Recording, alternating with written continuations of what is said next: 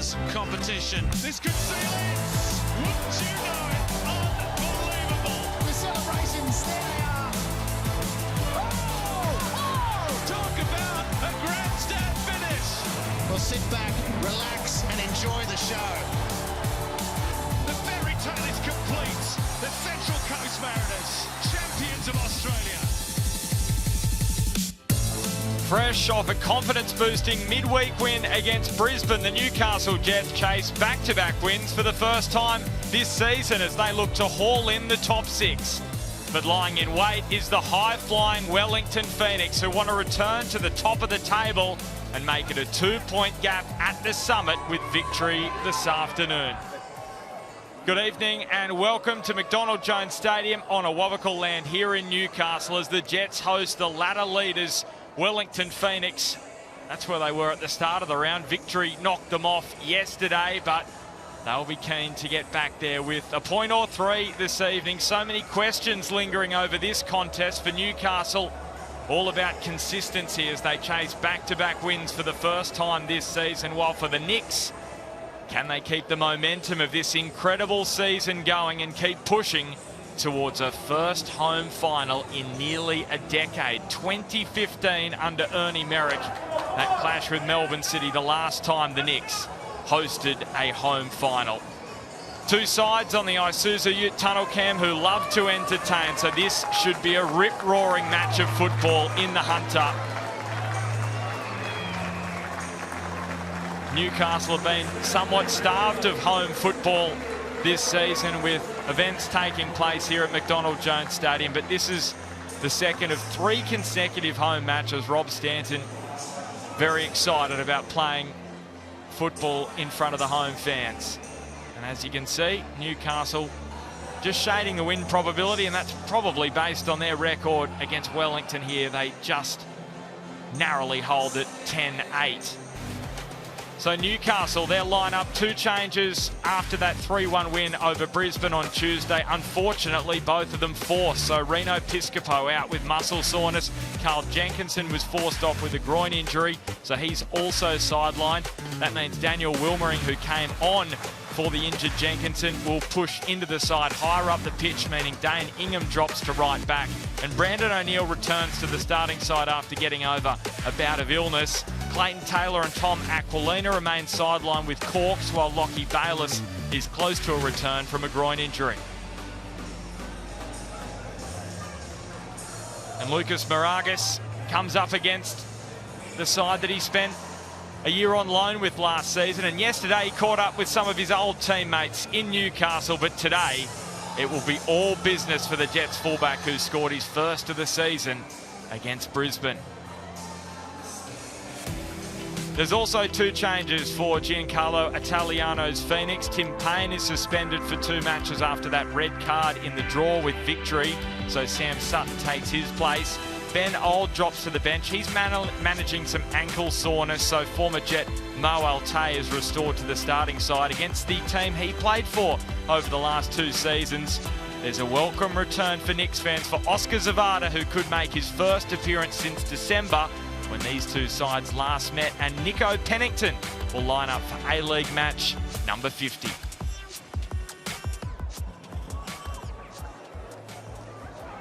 What a return it's been to favour for Nico Pennington. He started just twice last season, played 14 times.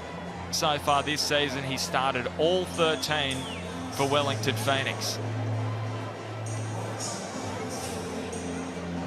Rob Stanton, the Newcastle Jets boss in his first season, comes up against another coach in his first year as head coach in the A-League, Giancarlo Italiano, who says Stanton was his first mentor at the Sutherland Sharks. He was the head coach. Rob Stanton was the head coach of the Sharks, Italiano the under-20s coach. And then, after his time at Blacktown, Italiano was going to walk away from football and focus on his law degree until Stanton offered him a role as his assistant at Sydney FC's youth team. Casey Rybell in charge of A-League men's match number 8. She refereed a couple of matches at last year's FIFA Women's World Cup, and this is a third A-League men's match of the season.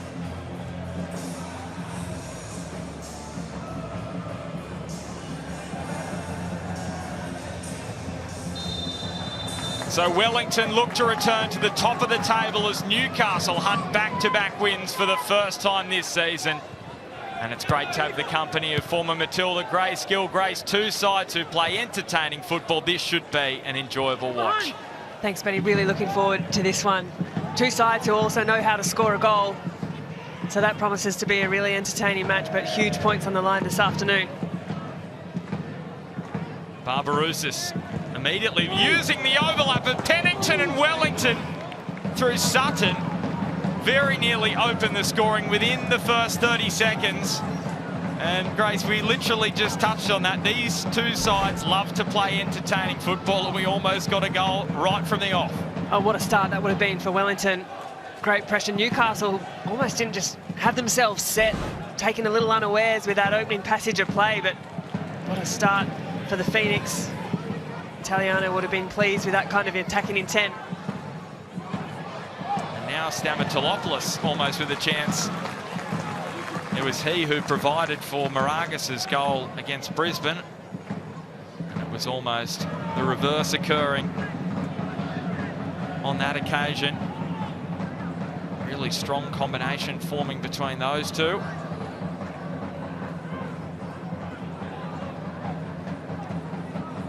Giancarlo Italiano, he likes to change formations up week to week, looking at the opposition, seeing how they play, working out what will best suit his side. So it'll be intriguing just to see how it pans out this afternoon. Of course, he's got to deal without Tim Payne, who been a regular at right fullback this season.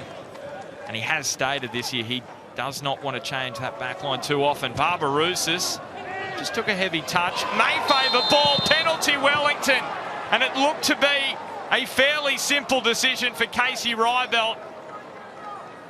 It was a heavy touch from Barbarousis, but then Natta just didn't get there in time, and David Ball earns Wellington a spot kick. Remember, Grace, going into last week, they hadn't won a penalty all season, and now they've got one in the final minutes against Victory. Now they've got one in the opening minutes here. Well, Wellington have completely caught the Jets off guard here. They've started with such great attacking intent, and this is just a little bit of a clumsy leg left in the challenge by Mark Natta, who's been excellent all season for Newcastle, but on that occasion, well, he'll want it over again, because this has put the Wellington Phoenix in a very favourable position very early on in this match as well. Alex Rufer is going to step up. Now, it's incredible. Last season, he scored his first goal in this competition. He grabbed 2 last season. He is a chance of scoring in 3 consecutive matches. A man who had barely scored in over 100 matches, and he could have a shot here to make it 3 in 3 and Wellington 1-0. We are told the VAR is having a look, and this is regarding an offside in the build-up. So Casey Rybelt just receiving some instruction from Chris Griffith-Jones.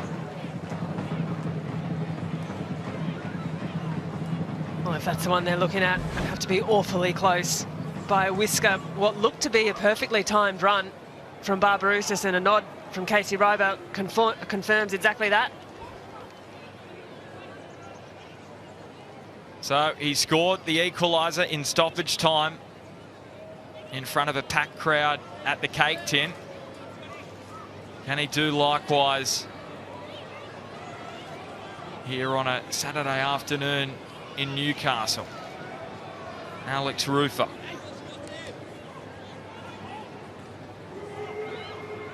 Up against Ryan Scott, who has never saved a penalty in his A-League career. And Alex Rufer delivers. 3 in 3 for the Wellington captain. And the visitors score first in Newcastle. Well, there's leadership there shown by the captain, and as we have a look on the Harvey Norman replay, no doubt about it. VAR checks the offside, all systems go, and Alex Rufer, wearing the captain's armband, he steps up, and that is a piercing penalty. Make no mistake, laces that into the back of the net. Nothing Ryan Scott can do on that occasion, and this is a perfect start for the Phoenix. Well, if they didn't score in the first 30 seconds, they've just got the next best thing, a goal inside the opening 5 minutes And he's got 5 goals in his A-League men's career after going well over 100 without scoring. And he's now got 3 in 3, the Wellington captain. And Newcastle, after a strong performance against Brisbane on Tuesday night, are quickly brought back down to earth. Well, Alex Rufer, you mentioned coming into a good vein of goal-scoring form, and that penalty last week against Victory, well, that's a high-pressure situation late in the game to draw level terms, but today steps up too, and he looked really confident, really comfortable to take the pen. Felt like it was never in doubt.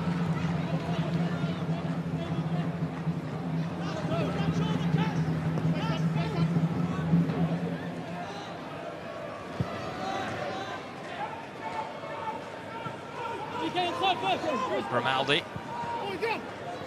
Now Ingham. Certainly not in the script for Rob Stanton and the Newcastle Jets. And you can see Rob Stanton barking out some instructions to Lucas Moragas there. Wilmering.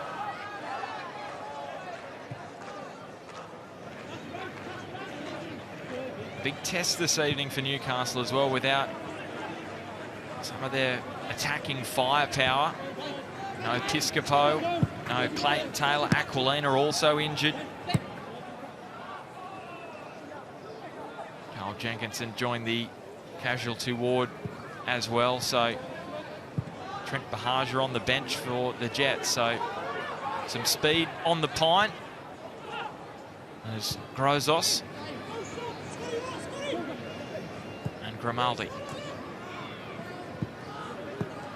There's a list of players, though, that you just mentioned. They're most, you have to say, really creative attacking outlets.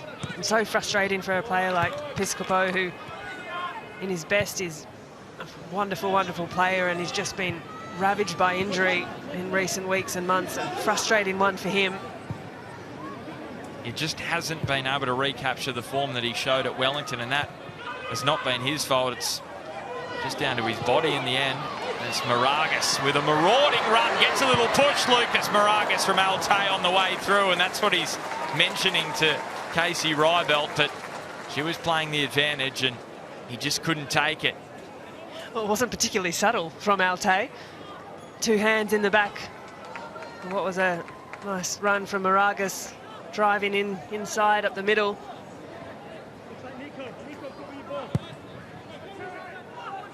Certainly an avenue Wellington have to be wary of. The runs of Moragas. We saw that wonderful goal against Brisbane, and of course many of them played with him last season, including Altay, who was at Newcastle with him a couple of seasons ago.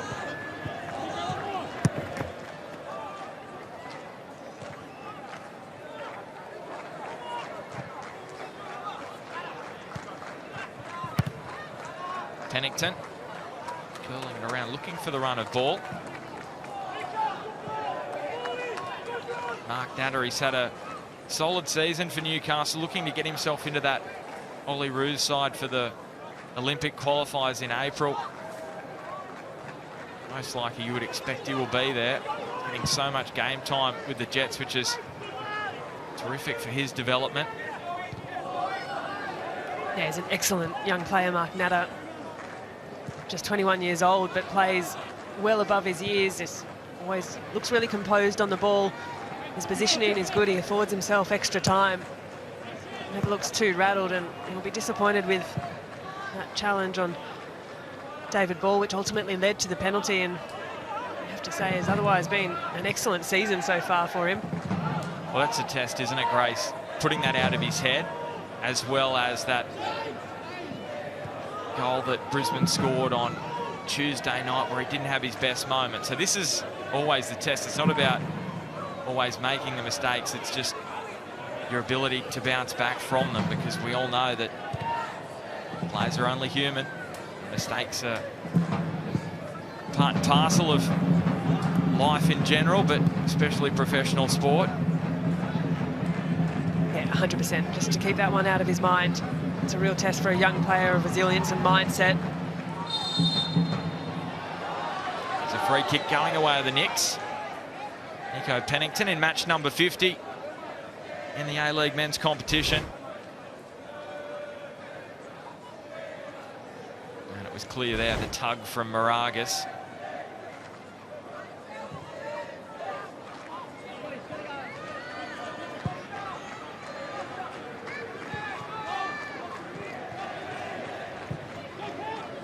Paulson put under some pressure here. Stamatolopoulos almost had a chance. Then Grozos off the crossbar.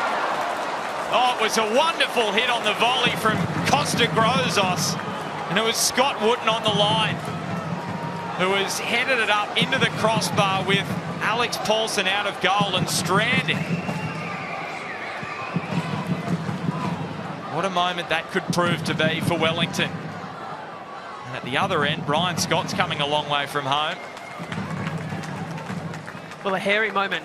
A really hairy moment. A nervy one at the back there for Wellington. A bouncing ball. Difficult one for Paulson to deal with. And Grozos has hit this really, really well. Really sweetly. A question of just where that bounce comes down off the crossbar. Talk about goal line defending. Well, that's doing your job. And meanwhile, Barbarousis is in behind again, and Ryan Scott has saved the day for Newcastle. And we've gone 11.5 minutes. This is entertainment plus, as we expected. Wilmering now. And Timmins has the run of his former Perth Glory teammate in Steins on the right. And Steins is going to earn a throw in. Well, strap yourselves in here. This is going to be great viewing. It really is.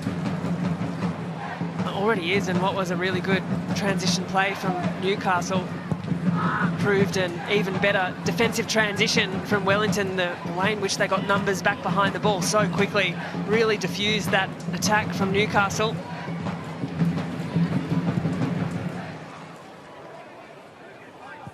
Ingham's delivery early. Wilmering with the header. And it spills out to Steins. Timmins on the first. Wilmering may get another bite at the cherry. Has Moragas on the inside. Wilmering stabs it towards the back post where Steins is stationed. Steins trying to roll Sutton. Still Steins linking with Ingham.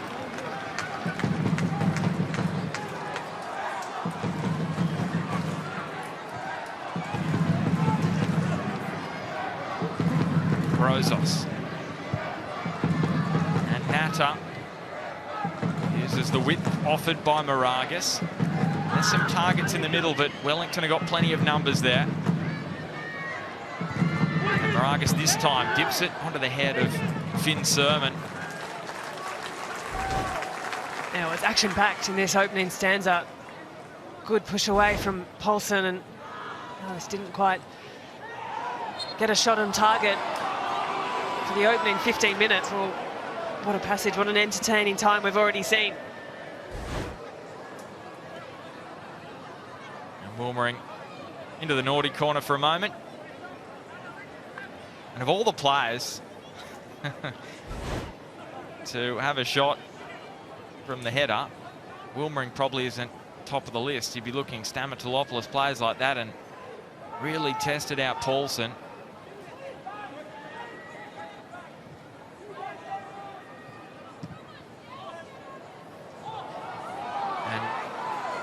Once again, it's Costa Barbarousis probing. Ball. Barbarousis getting on the outside. And now Rufer. Thought about the volley. Still going Rufer. Great strength. And Scott has slapped it away. The strike from Kryev.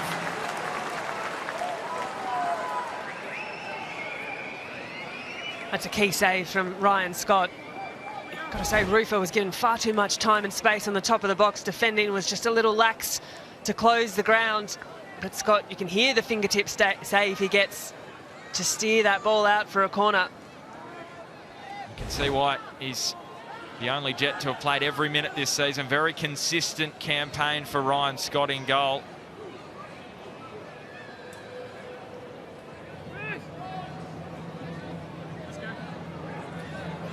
Pennington taking his time. assessing the options. And well cleared in the end by Steins. Cryer taking on Moragas. Great start to the season for Cryer. Scored 3 goals in his first 5, but just 1 in his last 8. But as long as Wellington are winning, he will not mind. Now Timmins has it nicked off him by Rufer.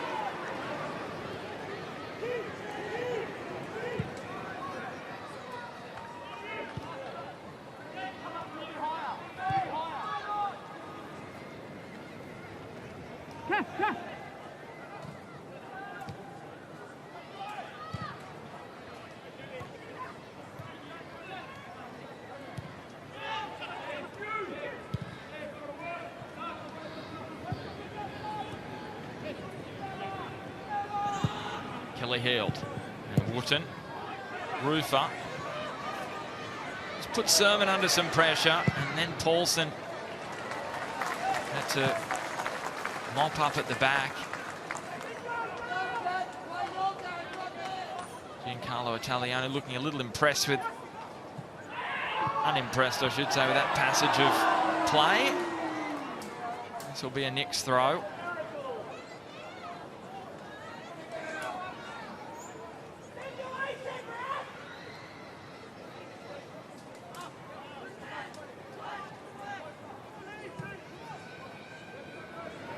You really can sense the silence here in Newcastle. The crowd almost stunned by that early opener for Wellington. I think fair to say the Jets players themselves were a bit stunned by it. There's a really fast start from Wellington. Well, Barbarouses has done well there. Trying to keep his arm out of it. Jets fans didn't think so.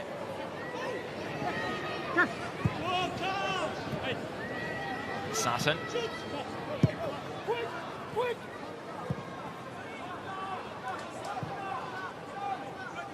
can clearly see Wellington there, back 3. It looks to be shaping up at the moment. Pennington and Sutton offering the width. That's where Wooten goes. Barbarouses just overran it. And ball. Finds Pennington. Moraga stopped it at the first. Pennington gets it on the second attempt, and Natta has to knock it away.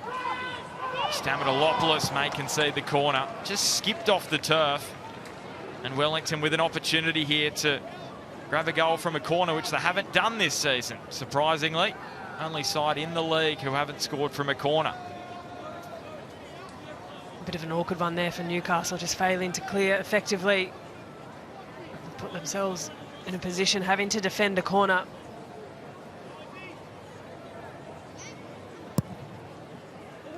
Pennington floating it deep, and it got a little awkward. Referee immediately called a goal kick, but after consultation from assistant referee, it's going to be a corner kick. Casey Rybelt just having a chat to Scott Wooten. Definitely looked to be off O'Neill. He's continuing the conversation with Wooten.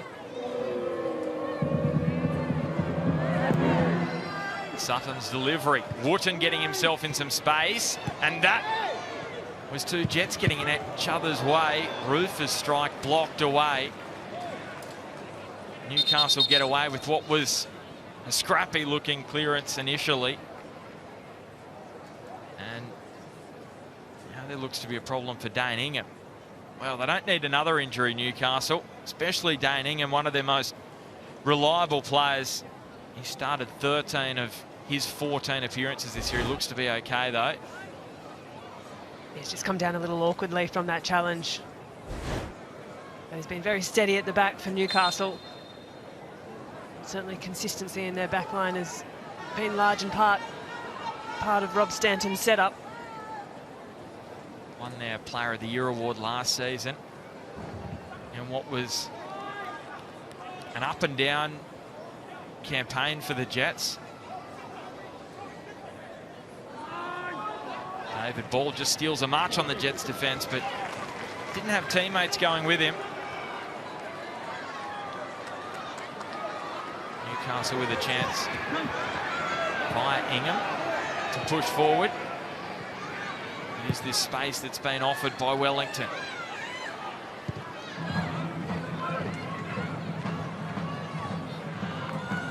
Wilmering outdone by Ute. Back at his old home ground of the last 2 seasons. Certainly wanting to put on an impressive performance against his old fans. I didn't really get the opportunity to see the best of him. He was in and out of the starting side. This will be a free kick for the Jets.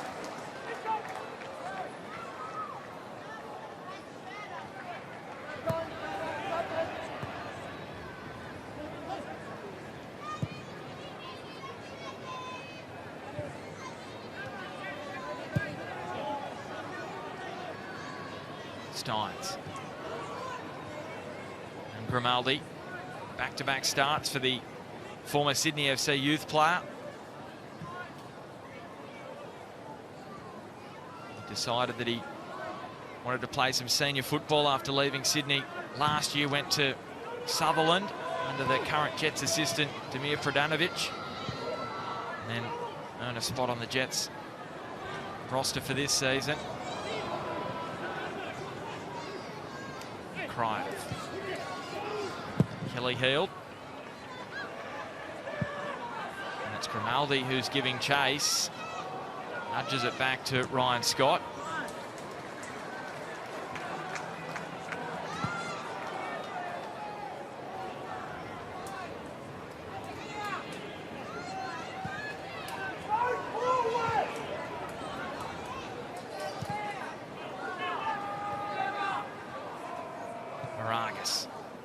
I mentioned this head-to-head rivalry down the years. 48th meeting between these two sides. Wellington leading at 24-17. 6 draws, which is quite low on the draw count. So you usually get a winner one way or another. And here in Newcastle, 10-8 with 3 draws in favour of Newcastle. Moragas. O'Neill was sliding in, spilled for Stamatolopoulos, who's gone in here, and he's going to also go into the book. And after what we've seen already in the A-League this week, he may be concerned about what may show up on the VAR screen. We'll have a look. You never know what's going to happen these days, Grace. Just that late challenge to it, and immediately you see the hand of apology from Stamatolopoulos. He put his hands up and says, yep, a bit of innocence there. He, I'm sure, meant no malice by it, but nonetheless is a late challenge, and just 5 rounds ago it was indeed that man who did pick up a red card for a second yellow. Again, no malice intended by any means, but can't argue that there wasn't a bit of a late flailing leg there. It's been an exciting week for Stamatolopoulos. He and his wife announced this week that they're expecting a baby this year, so what a time it's been for him on and off the pitch this week, but the season as well. 10 goals and 2 on Tuesday night against Brisbane, just second behind Bruno Fornaroli. Well, was on the chase for that golden boot. Of course, with Fornaroli out of the country on Socceroos duties, Stamatolopoulos is the closest within a stone's throw of catching Bruno on 13 goals.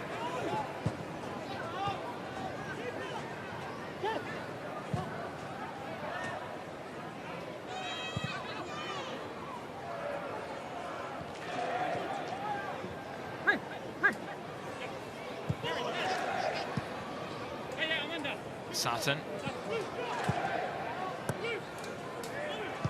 Kelly Heald, and now Wooten. Second goal would be so vital for Wellington. Now in football you score first. Majority of the time you do win, but if you score the first 2 goals, that statistic increases quite considerably. Wellington Wellington break down that Newcastle raid. Let's head down to the sideline. Tristan McManus, good afternoon to you.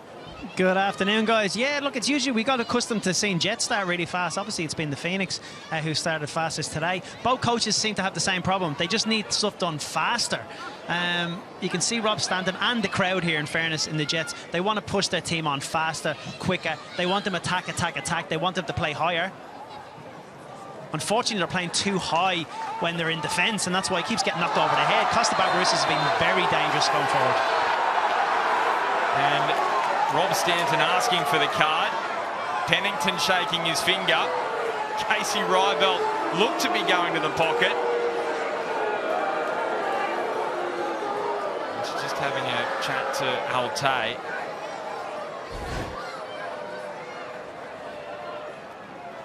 Well, not too dissimilar to that Stamatolopoulos just moments ago. Bit of a late flailing challenge.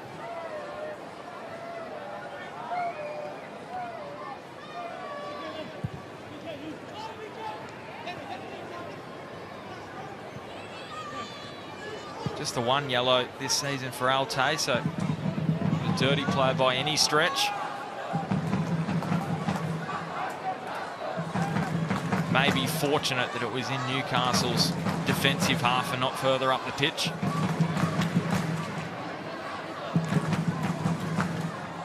And Trista makes a great point there. Wellington know Newcastle's strengths with the speed, the counter-attack. They are really sitting in that low block, aren't they? And I'm sure Newcastle would have somewhat expected it because Wellington have just been so meticulous in how they've planned. But here's a chance for the Jets. Timmins, Crawley, still Timmins. How's he done that? And Wellington able to get it away momentarily. Well, you thought for all money that the ball was going to end up with Wellington, but still Timmins, he was breakdancing on the ground there in the box, and the ball was stuck to him. Oh, Newcastle haven't been without their chances. This one aside, you cast your mind back just to the first 5-10 minutes. They did have a few opportunities in the 6-yard box, and they'll be ruining those missed chances now as the game wears on. But it is a very disciplined shape we're seeing today from Wellington Phoenix. You mentioned Pennington starting getting nice high and wide positions. But when you watch on their transition, those two players tuck back in, they create a back five, and Newcastle are just struggling to break down what is a heavily trafficked defensive shape. So as it sits right now, Wellington back to the top of the Isuzu Ute League. Even a draw they would be there, on wins of course, but they'd be 2 points clear of victory. That's some good press from Newcastle, forcing the mistake from Wellington.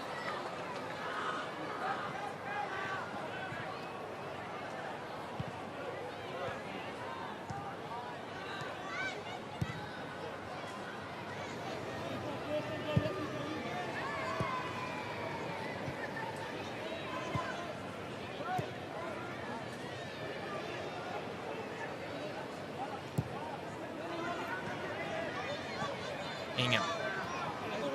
Steins.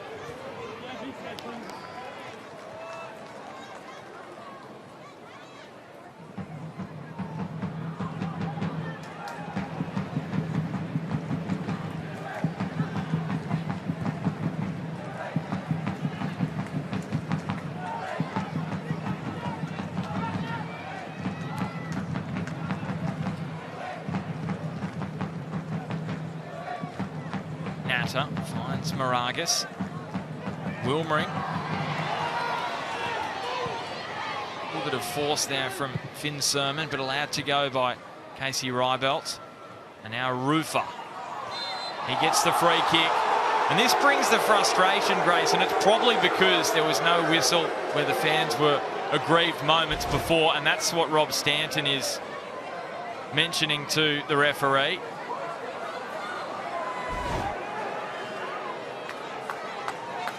You just see the players and coaching staff questioning what's it for, or seeking that bit of consistency. Frustration starting to wear in. And Barbarouses just can't quite steal a march on Mark Natter. That's going to be an intriguing little battle, isn't it? The speed of those two. It's a position that Barbarouses gets into really well, running off the shoulder of his defender, just finding the blind side. We saw it a couple of times early on in the game. It's quietened down a little bit in the last 15 or so minutes, but when Wellington do get the ball and look forward, if you watch the movement of Barbarouses, he's a really tricky customer.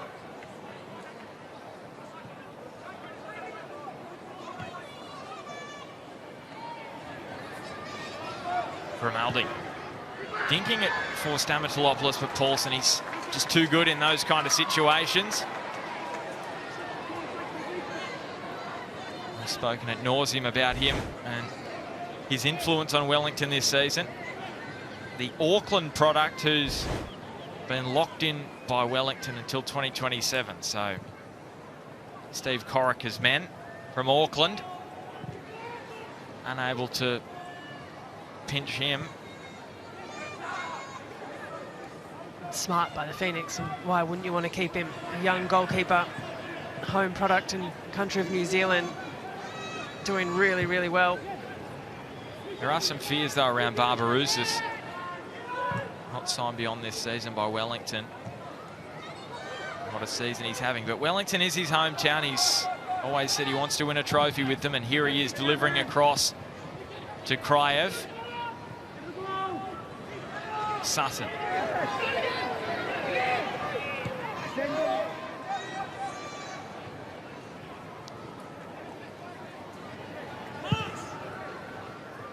So would you say, Gray, since the opening 15 minutes, chances have really been at a premium since then. Wellington have been able to snuff out Newcastle. The Jets haven't allowed too many gilt-edged chances for the Knicks, but maybe that's about to change here with David Ball.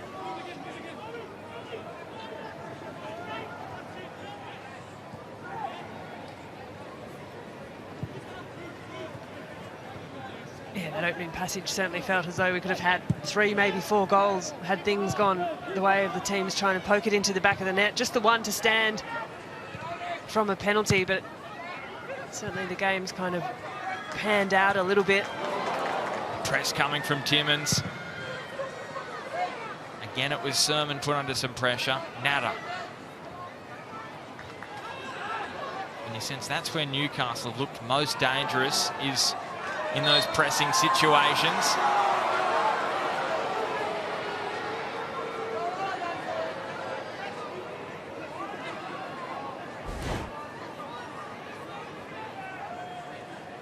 Brandon O'Neill looking for the ball, not getting too much of it. Getting a lot more of Altay on that occasion. Casey Ryback looked to play advantage. Ultimately called it back for a Wellington free kick.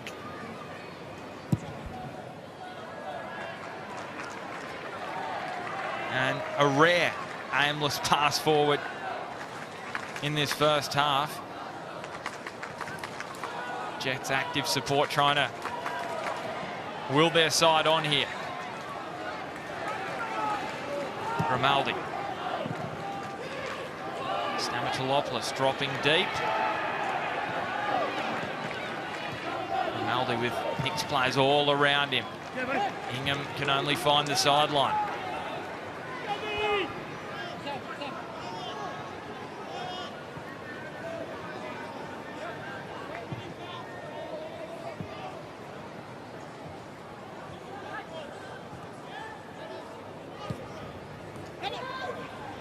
Sutton. Just overhit, but waits that pass a little better, and Kraev would have had a potential delivery opportunity in towards Barbarouses.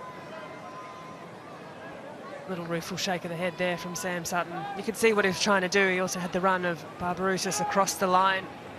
Just the execution wasn't what it needed to be on that occasion.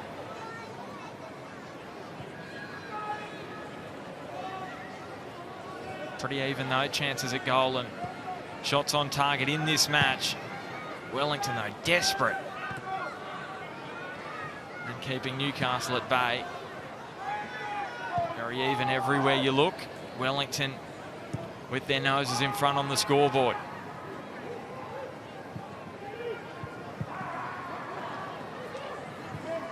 And you just wonder what impact it's having on Wellington. Chatting to Giancarlo Italiano this week, he said He's brought more competition into training and trying to basically create those match kind of situations, those pressure situations, tired legs, trying to win little competitions at training, and no doubt it's helped Wellington this season. He's done a brilliant job. And also no doubt that competition irons out any form of complacency.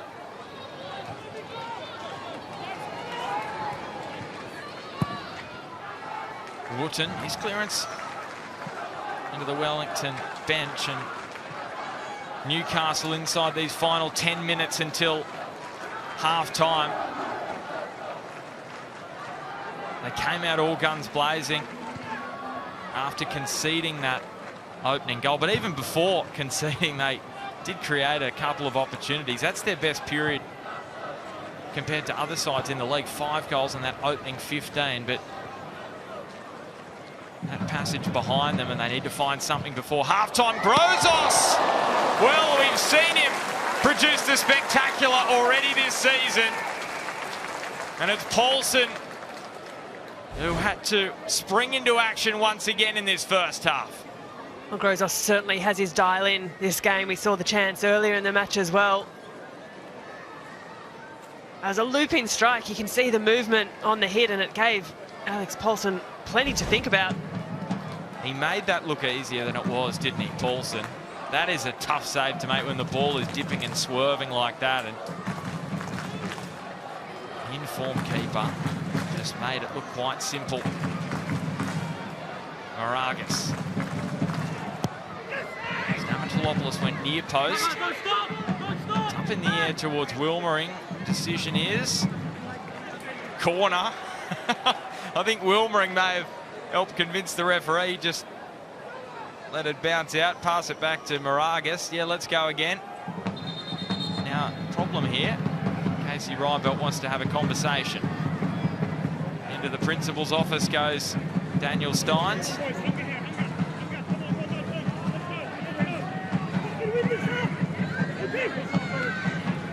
Sam Sutton adding his 2 cents worth as well. And here we go, we're back, ready to go.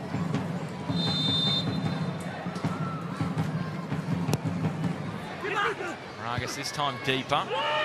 Wooten as far as Timmins. Just prods it up towards Natta.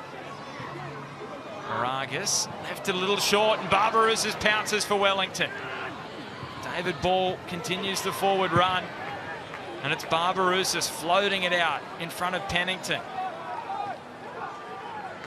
In match number 50, drops it back to the goal scorer, Rufer.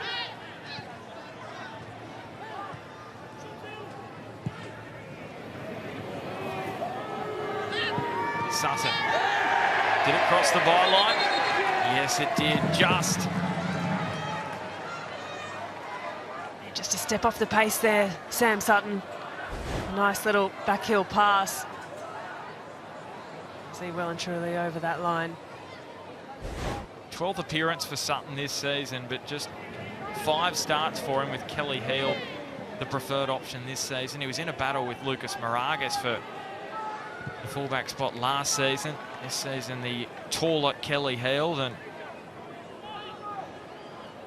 with Giancarlo Italiano not wanting to change his squad, but especially his back four this season. He's found it tough to break into the starting side.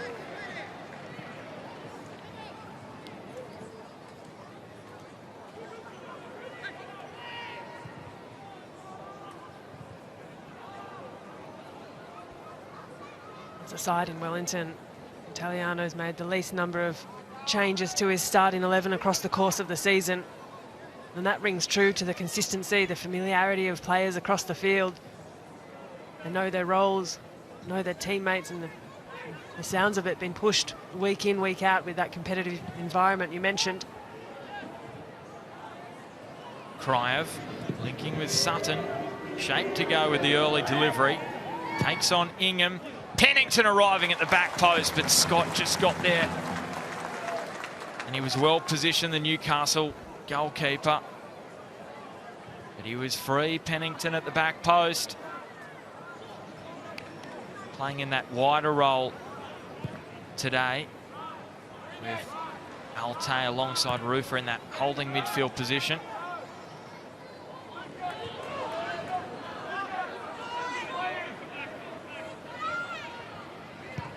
Just look at the shape of Wellington. Every single player behind the ball, their highest player is well and truly in their own defensive half.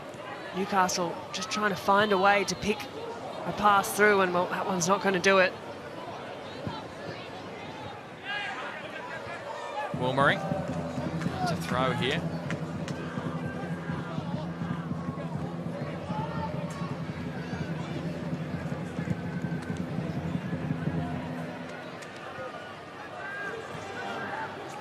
In with Steins now.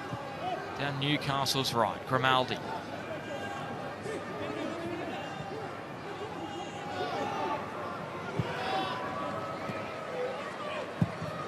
Ingham's delivery. Up they rise. Wilmering was there again. O'Neill got the rebound first. Now stabs it up to Timmins. Stamatolopoulos. There were appeals from Newcastle players for a handball. O'Neill. Steins. It's all quite narrow here for Newcastle for the moment, and that's a terrific win. Well, it was for Barbarouses, but the home side with it back now. You just know it's going to take something very incisive, isn't it, from Newcastle to break down this Wellington defence, which looks so structurally sound.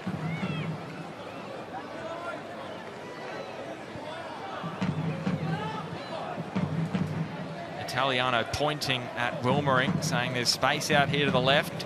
Moragas now drifts into it.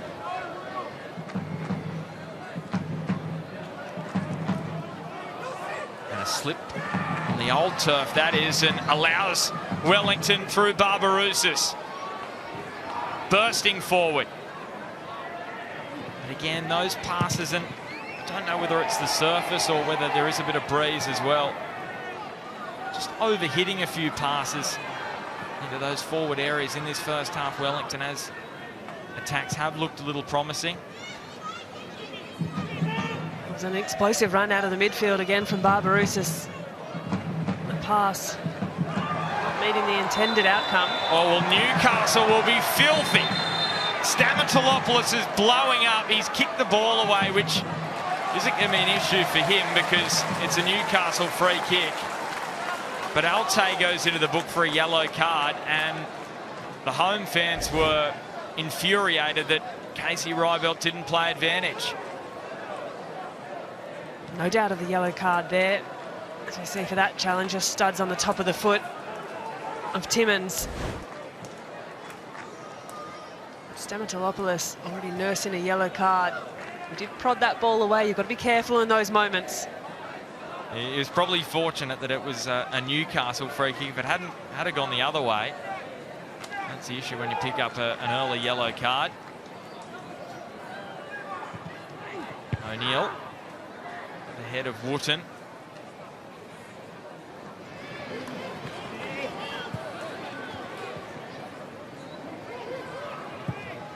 O'Neill and Wilmering, one of the targets at the back post. Moragas getting plenty of curl on it, but too close to Paulson. The question for Newcastle, Rob Stanton at halftime, is how this side picks apart a defensively sound and resolute Wellington block. Great numbers behind the ball, and despite Newcastle just having a really good spell of possession, moving a lot of passes laterally, not able to find that incisive pass down the middle of the park and move some of these Wellington players to create a gap and a hole. You could just see with Rob Stanton there, the cogs just ticking over in his mind. This was the coach that was Dwight York's assistant with the A-League All-Stars when they played Barcelona a couple of years ago, and he did a lot of the tactical work with that A-League All-Stars side. And Javi was very impressed with the work of Rob Stanton on that occasion. He will certainly be trying to come up with a plan. Speaking of master tacticians, Italiano has proven that as well this season. As Ute gets on the outside of Wilmering. The cavalry arriving for Wellington, but the pass found Natta, who, to credit him, was well positioned. And now Newcastle with a chance to push forward as Wellington look to drop back into this block as we see 3 minutes of additional time. Moragas on the outside. A rare transition moment for Newcastle, but Wellington dropping back with numbers now. Stamatolopoulos, Moragas. O'Neill, urged to shoot. He couldn't repeat the heroics of last year against MacArthur. But it might take a moment of individual brilliance for Newcastle this afternoon. You mentioned that defensive transition, and yet again, here's Wellington.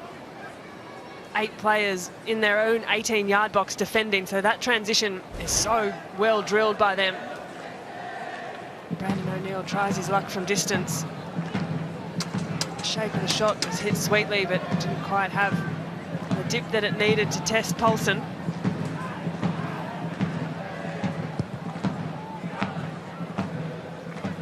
Less than a couple of minutes remaining in stoppage time in this first half in Newcastle. Still, it's Alex Rufer's goal inside the opening 5 minutes, which has Wellington a goal to the good.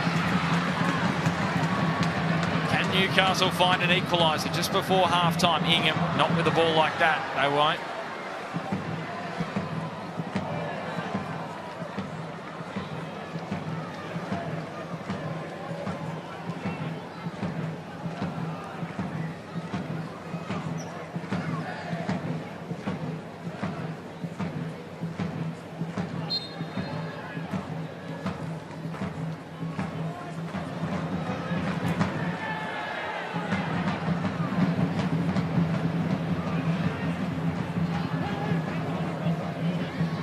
Lobbed into midfield. Natta to bring down with the help of Grozos, and Moragas driving as he has done throughout this first half into some space. Wilmering offering the width. Newcastle with a throw with just seconds remaining in this first half stoppage time.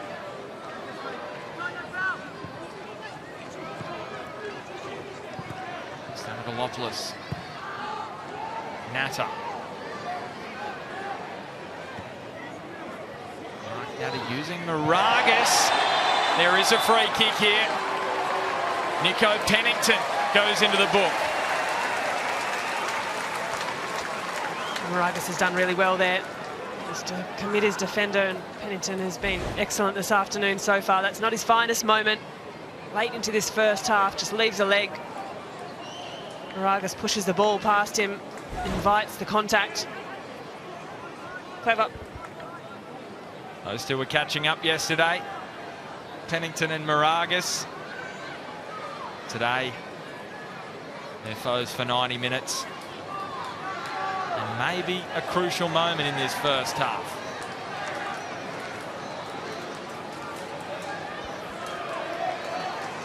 Basically the final kick of this first half. It's Grozos over the set piece.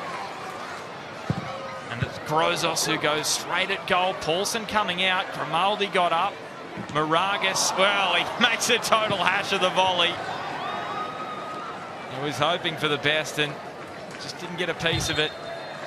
And it's been that kind of half for Newcastle and Rob Stanton. So a bit of thinking to do for the Jets at halftime. Alex Rufer's early penalty after Mark Natta gave it away is the difference in this match. But there is still a lot more to come in the second 45 in Newcastle. Wellington for the moment back to the top of the table. Half-time, Newcastle Jets 0, Wellington Phoenix 1. And we'll be back right after this break with all of the analysis from the first half from Newcastle.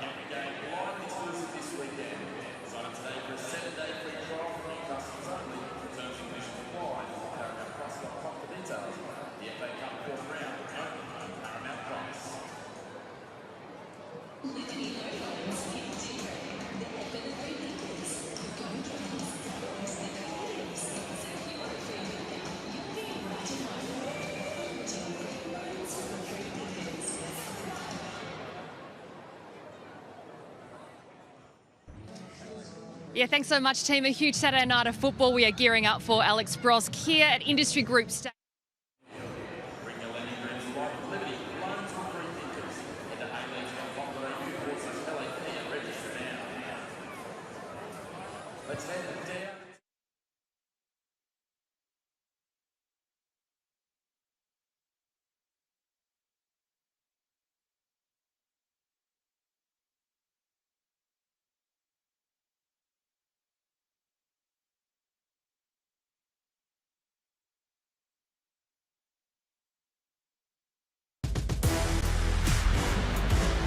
And this was a strike from Costa Grossos that almost got the Newcastle Jets back into this game, where they currently lead 1-0 to the Wellington Phoenix.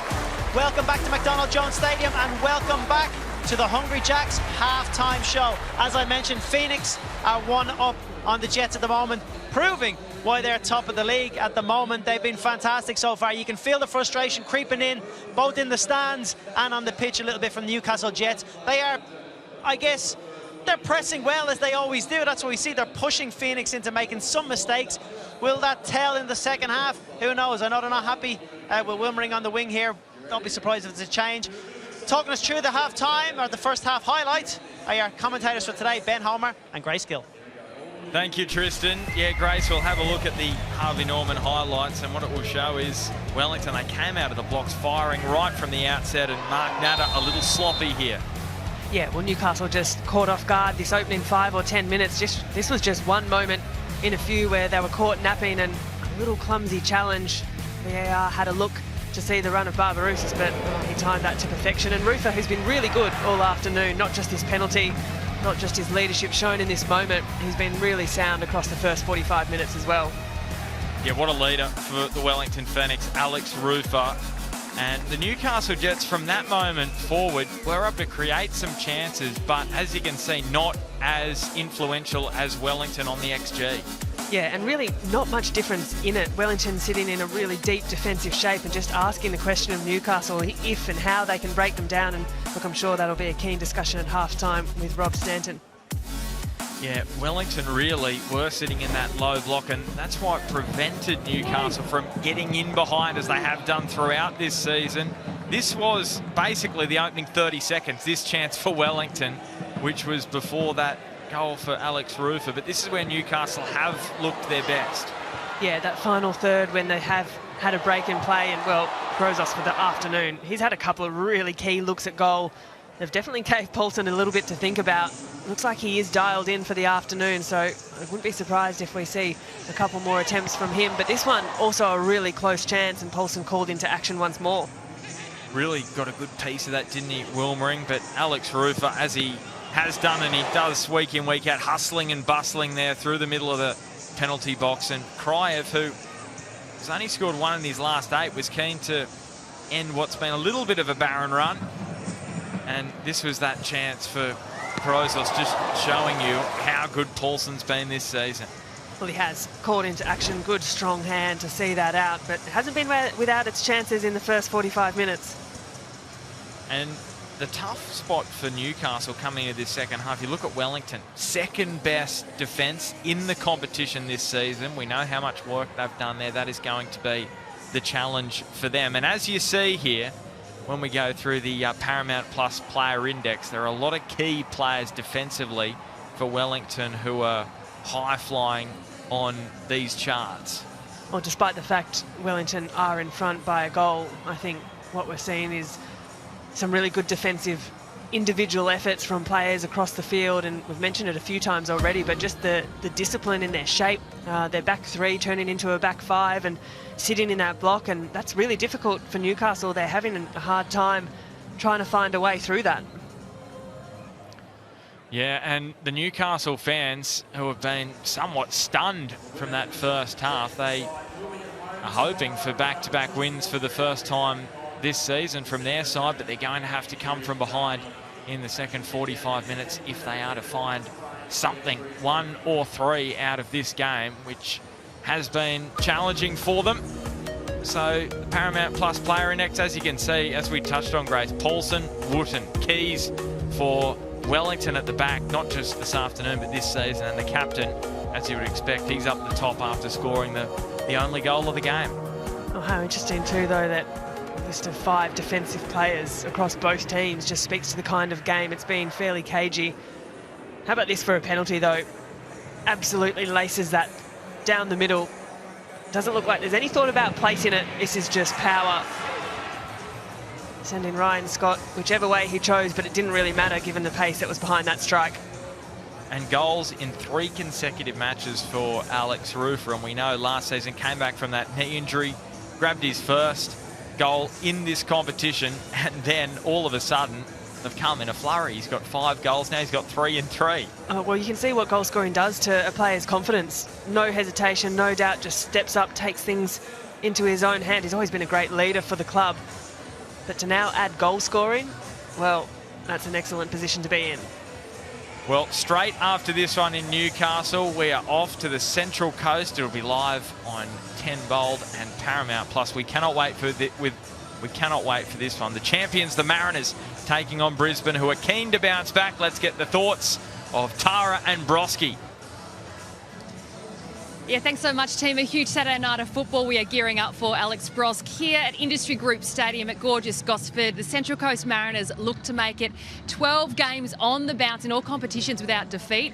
And you've got to say, it's looking pretty good for them as they come up against Brisbane Roar, who have really struggled to find their feet under new coach Ben Kahn. They have, look, and it's two sides just heading in completely different directions, like you said there. The Mariners flying at the moment. Mark Jackson, you know, after a tough start, managed to get things going. The players are flying just like they were last year. And for Brisbane, a lot of changes tonight coming into it. I think Ben Kahn trying to find that right formula that's going to get them some wins, but really hard to see anything other than a Mariners victory with what should be a good crowd tonight as well. Yeah, hoping so, because the kids go back to school next weekend, so this is their last weekend off for freedom. Really looking forward to this one between the Central Coast Mariners and Brisbane Roar. Great to hear, Tara. Great to hear, Broski. As they said, it's live tonight at 7 p.m. on 10 Bold and Paramount Plus. But there's plenty of football to be played here. That concludes the Hungry Jacks halftime show. And as I said, there's plenty of football here today to be played. There's plenty of football to be played tomorrow as well, as the Socceroos Asian Cup continues in the last 16 as they take on Indonesia. First time they're meeting since 2010. That too is live on Paramount Plus and 10. You don't want to miss it. Socceroos' quest for that second Asian Cup underway. Here's a chance. The ball whipped into the back of the net. Australia open the scoring. Oh, Matt Ryan, goodness me. It's still going. Kasida Yengi. And Martin Boyle sends the keeper the wrong way.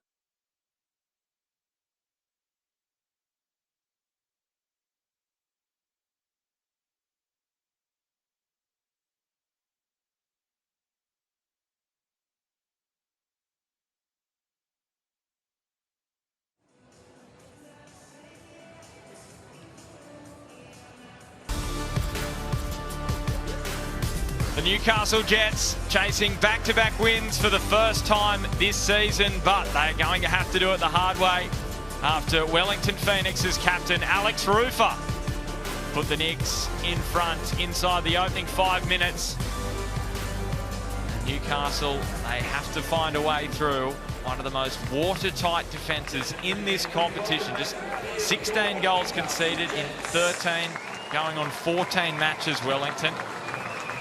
And when you do the numbers, if you're conceding around a goal a game, those statistics are going to count in your favour when you are heading into finals time. And that's where Wellington will be keen to head. Currently top on the live ladder, Archie Goodwin coming on at half-time for Newcastle.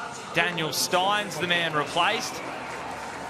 Rob Stanton has been keen to ease Archie Goodwin into game time this season. We know he's had issues with that back, so he comes on for 45 minutes here.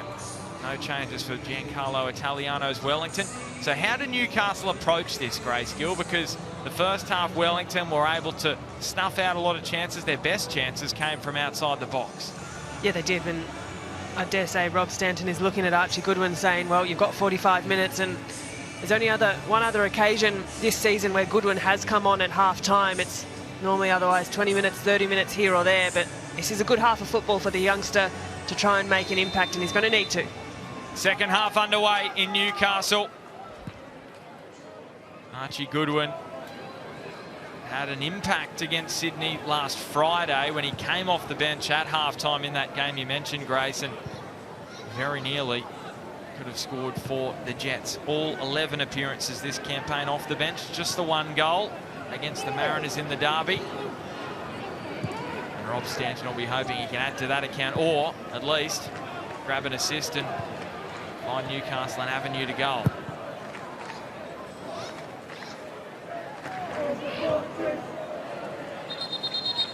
And there's a problem here. Stamatolopoulos grabs it, a right leg. Hearts going mouths around the stadium, and it's right on that change in grass. You can see the new grass meeting the older grass, and I can tell you from walking on the ground on Tuesday, that patch in the middle is a lot softer than the patch around the outside, which is harder, which, as you would know, Grace, playing like that is extremely challenging. Yeah, difficult. And difficult when you're running on it or looking to change your speed or coming down off a challenge. And Stamatolopoulos is one player they certainly can't afford to go down. Just grabbing at sort of that groin area or the hammy. I hope there's nothing too sinister in that, but he's back up on his feet and jogging about, which is good to see. And before I get calls from Newcastle ground staff, I know it's not their fault. There's been events at the stadium. They're doing their best, to be honest, with all the events that have taken place here. Now, there's an issue for Wellington, and it's the milestone man, Pennington. They're coming together. Just got one in the rib. Side of the body there. I wasn't too sure on first glance where the contact was, but Pennington looks to be fairly uncomfortable. And you can see the respect between those two. I mentioned in the first half, catching up yesterday at the Wellington Hotel, they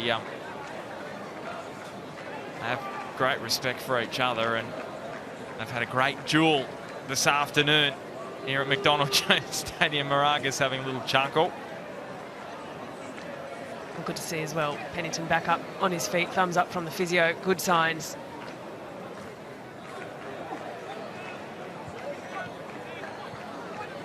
Pennington straight away allowed back onto the field, so it's 11v11.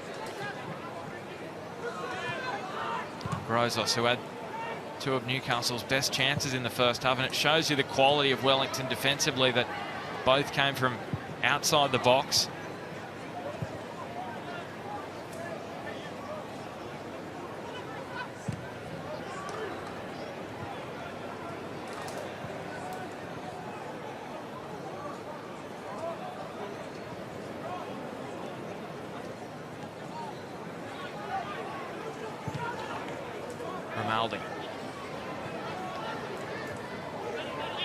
Ingham. Reflection off a couple of Wellington legs. Goodwin. And down goes Kriev. No whistle though from Casey Rybelt. You think of the recent goals Wellington have conceded just going back the last couple of matches. Last week against Victory, that very unfortunate deflection, almost impossible to stop the Connor Chapman goal. And then you go back to the Perth game, you think of that bomb from Shushnia. So you've got to find something special to break through this Wellington back line.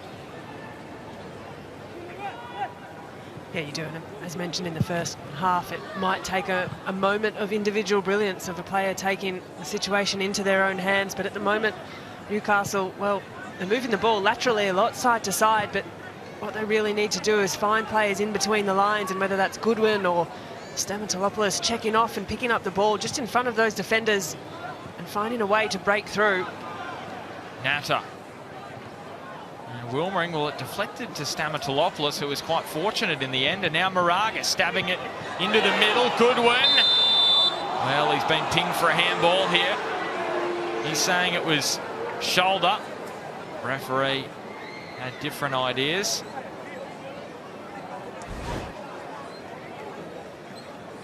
Yeah, I think, well, having a look at that, Casey Rybelt's got that right.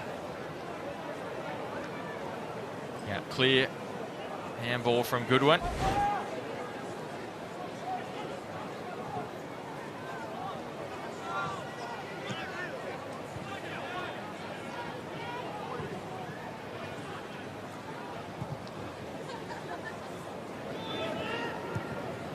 Sermon, Tennington.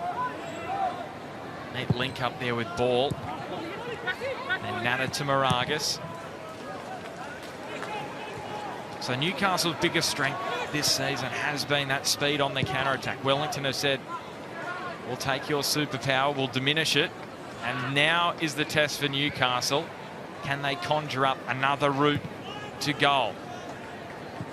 Of course, they've shown it in the first half. Can they make it happen here through Moragas? Moragas goes down. Newcastle fans,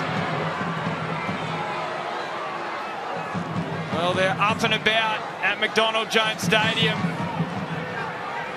No doubt Chris Griffiths-Jones in the VAR booth will be having a look at it.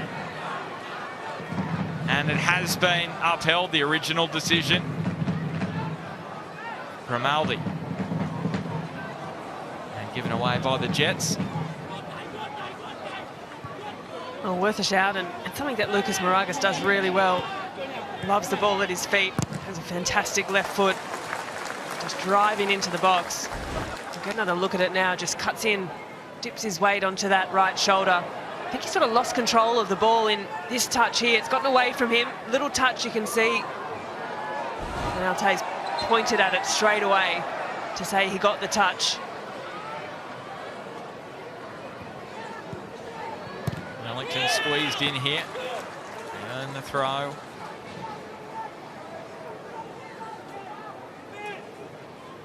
There's the man mountain, Lucas Kelly-Heald, 2 metres tall. It's a wonder they haven't scored off the corner this year, Ben. Someone who such a target. You do well to miss him as a target in the box. He's like a beacon for this Wellington side. Pennington. Barbarouses almost pounced on a pass that was left a little short. He's had his half moments, Barbarouses, and had a big involvement in penalty eventually being won. Maybe not the involvement he would have liked exactly with a heavy touch, but it was still the danger that he presents, causing problems for the Newcastle back line.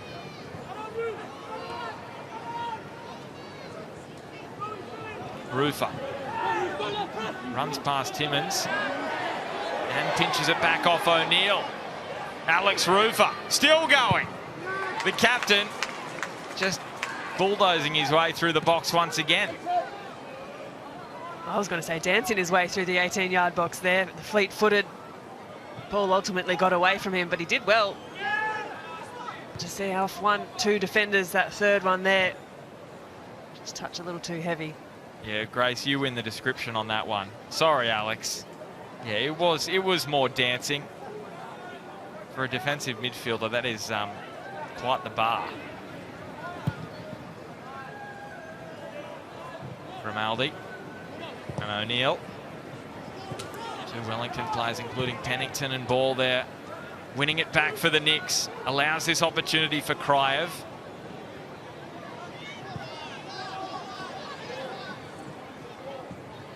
Ute. Kriev.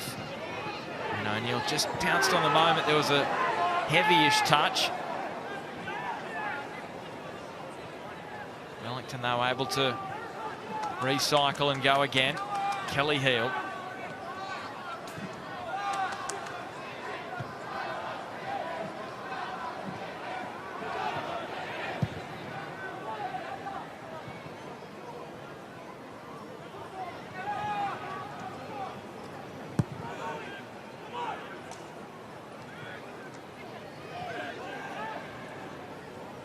Rufer. Pennington. Coming inside Wilmering, who shut him down initially. Ute hasn't scored in the A-League. Not going to break his duck with a strike like that.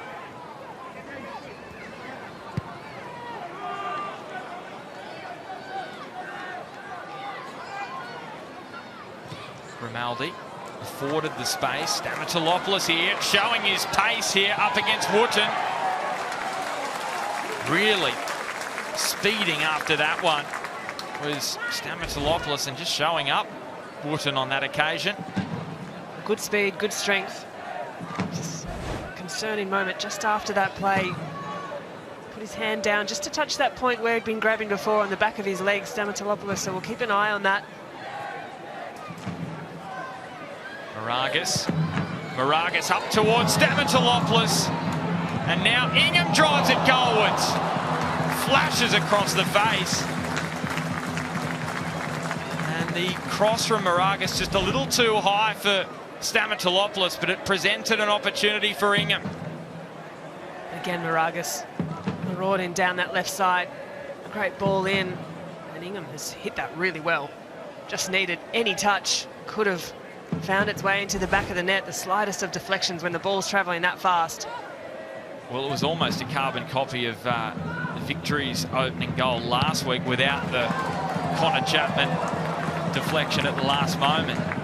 It was that kind of ball across goal, and it could have happened again.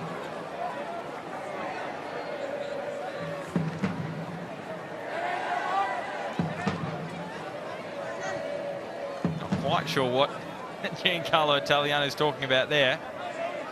I know Grimaldi went through the next technical area, but I don't think he'd be complaining about that. Oh, Sutton. He goes his way past a couple early ball.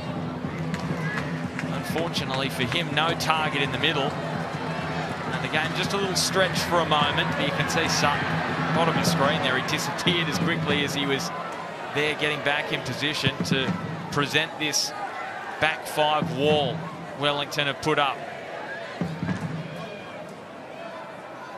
Well, they're the moments of difference. Sam Sutton with a good attacking bit of play and just tears back into his defensive position, and had to as well. Well, Timmins presented with a gift, and Stamatolopoulos in a tight moment couldn't get the strike on target. Nice switch from Mark Natter. And this too, Timmins perhaps handed a bit of a gift. This is a tough one to hit first time. He's really rocketed that back to the oncoming Stamatolopoulos. Would have been hard to redirect that ball sort of shin height.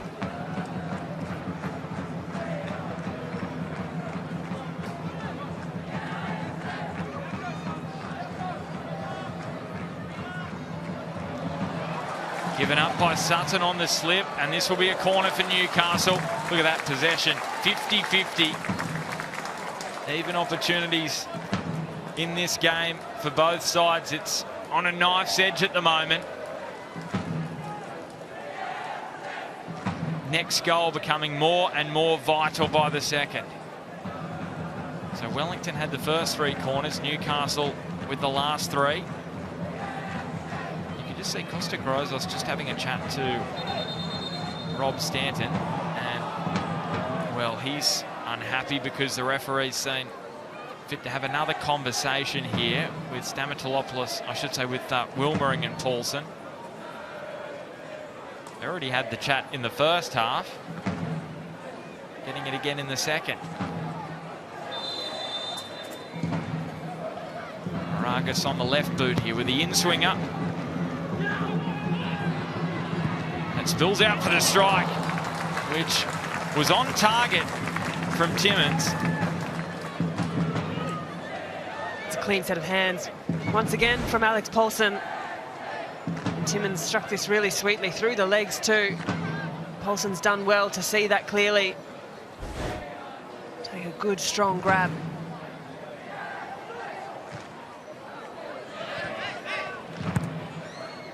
Sutton curling it out in front of Barbarouses. Another one of those slight moments for him. Passes by.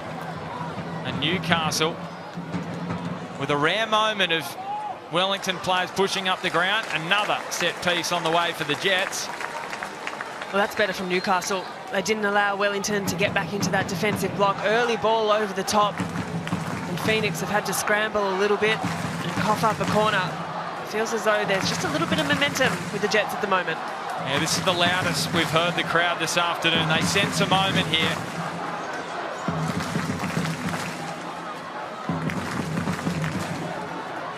Grozos, who's created the best chances for Newcastle so far, this time delivering and pushing the back on Sutton.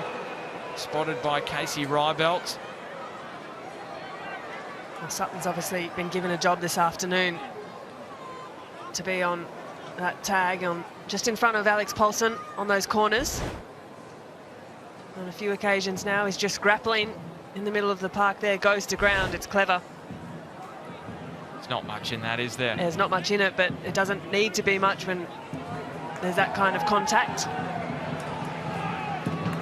Good street smarts from Sam Sutton. So Ben Old, who was initially going to be given a rest from this game with that rolled ankle that he's managing. He's coming off the bench, and that decision forced with Tim Payne out of this side with suspension. Oh, here is an opportunity for Grozos. And he's won a free kick. He has been excellent, hasn't he, today? And Pennington just looking a little nervous. He is on a yellow card. Grozos is now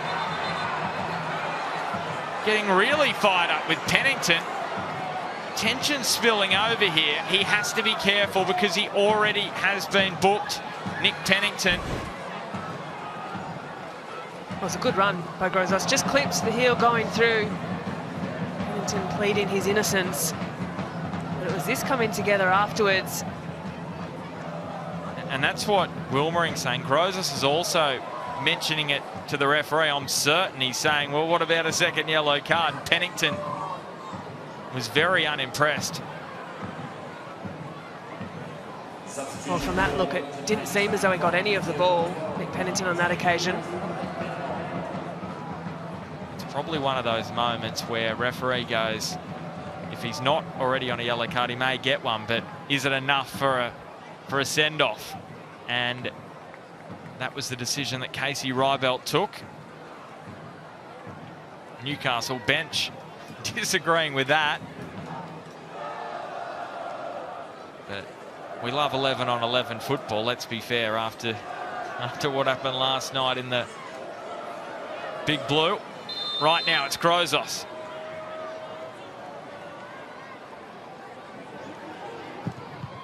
And he's going for goal. The deflection is going to bring another set piece for Newcastle. So they're piling up here for the Jets. Well, we saw his early shots in the first half. Grozos has his dial in. That one didn't quite clear the wall.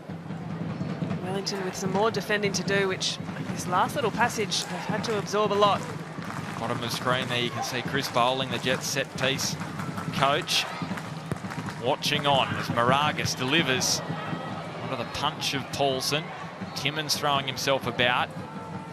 Kelly Heald, he doesn't need too much of a jump to get up and win the ball, and now Ben Old, fresh legs on the field, taking on Grimaldi. Turns him one way and then the other, and Old goes to ground. And it is going to be a free kick here. He's grabbing at his wrist here, Old. I mentioned that it's been his ankle he's been managing. You just hope. Oh, that was the moment. Grimaldi just lost his footing, it looked, and came over the top of Old here. Here it is. Just tripped over him. Yeah, that hurts. And Ben Old, oh, he's such a dynamic player. Fantastic dribbler of the ball. Looking to break through lines, and it's a heavy coming down there from Grimaldi. Good to see Old back on his feet. The child golf prodigy who's a wonderful footballer, Barbarousse, is on the angle. Ryan Scott with a little help from the post. What's Barbarousse saying there? It's goal time. He's touching the watch, is he? It's got places to be, but it's a good run from Barbarousse. The little glance is clever. He realises that the timing of the run, perhaps that what he was pointing towards, saying it wasn't there, so he went for goal himself.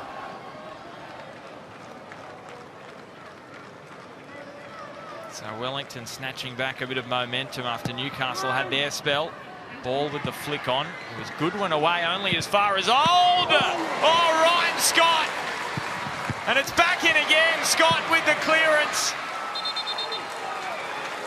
That is magnificent goalkeeping from the Newcastle custodian, keeping Newcastle within touching distance. Excellent, excellent goalkeeping from Ryan Scott. A brilliant strike from Old. Hit that sweetly. It's gone with the correct hand, seen it out. And this second one, just as important. Fantastic goalkeeping.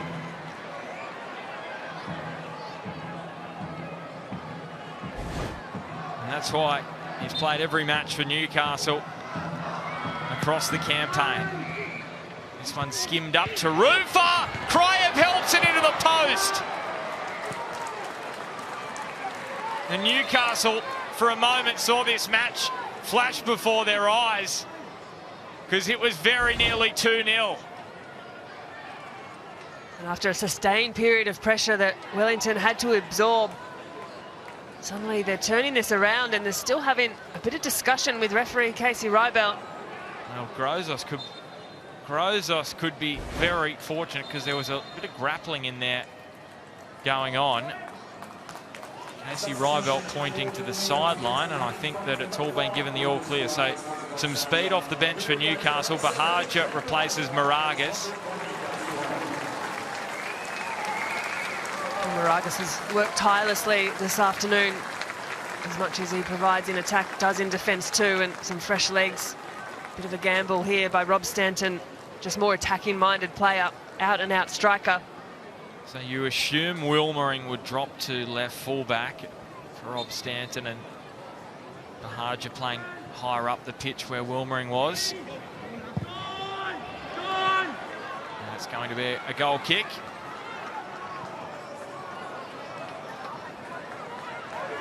And Grimaldi. This is where Wellington have allowed Newcastle the space here, but you can see further up the pitch, that's where they are not keen to allow them opportunities in behind. Grozos. Grozos off the back. And Pennington in a tight spot in the corner. Clears it away. O'Neill. And now Natta. And here is Grozos. No doubt having his best season in this competition. Costa Grozos given opportunities to start week in, week out. O'Neill in a wide area, linking with Wilmering, who's pushed to left fullback and just over hits the cross.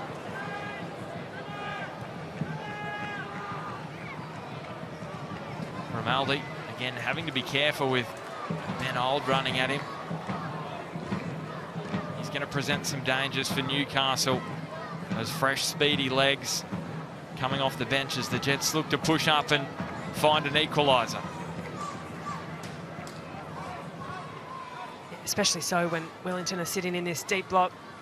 What it means is that there's more space in behind Newcastle's defence and the likes of Barbarouses, and now Ben Old with his speed looking to expose that.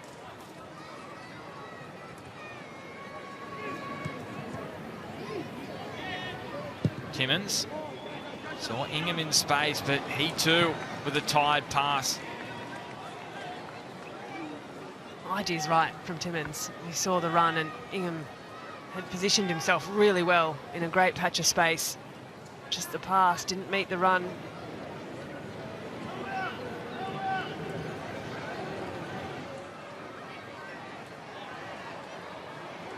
Rob Stanton pointing. Sutton took a while. Well, players everywhere swarming into that quarter of the ground. Stamatolopoulos earns a corner.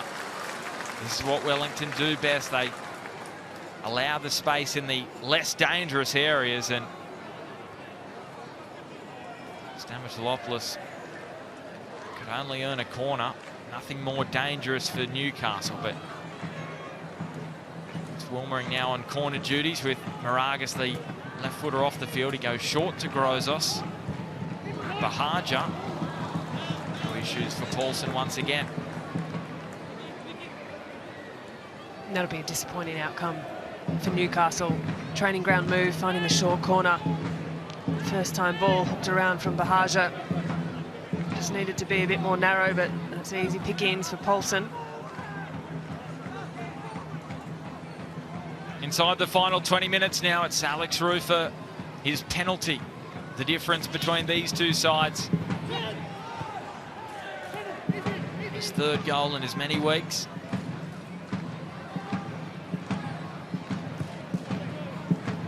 It was a vital one on the stroke of half-time against Perth in Unite round. A vital late stoppage time goal last week to earn a point against Victory when they were down to 10 men, and now a goal which has them in front on the road. Just one defeat in their last 8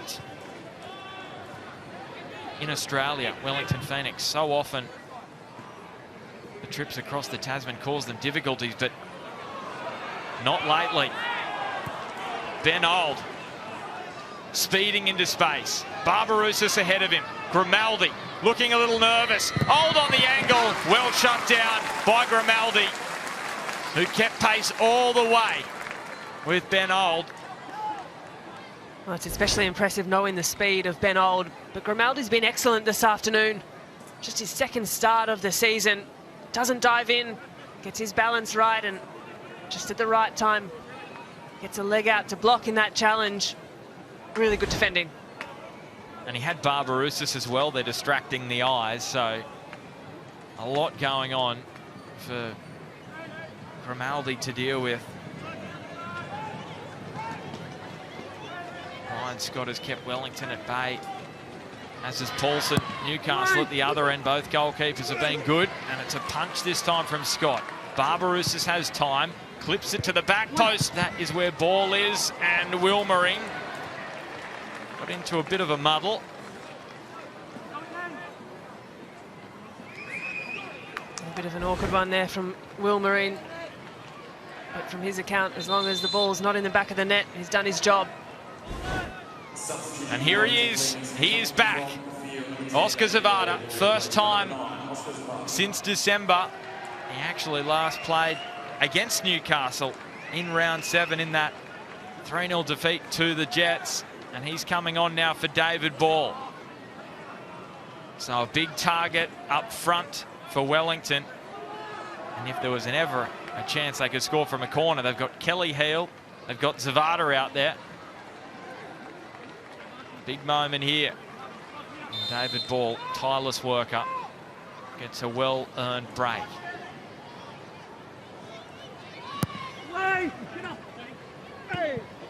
Rufa was distracting Bahaja, and he got it in the face, and Newcastle eventually getting it away. Paulson clears it up the ground. Paulson a long way from home, but he is quick. especially quick for a goalkeeper, is Alex Paulson. And he's back in position. Grozos. The diagonal pass to Wilmering. And the delivery onto the head of Kelly Heald. Those kind of crosses not troubling the tall timber at the back for the Knicks.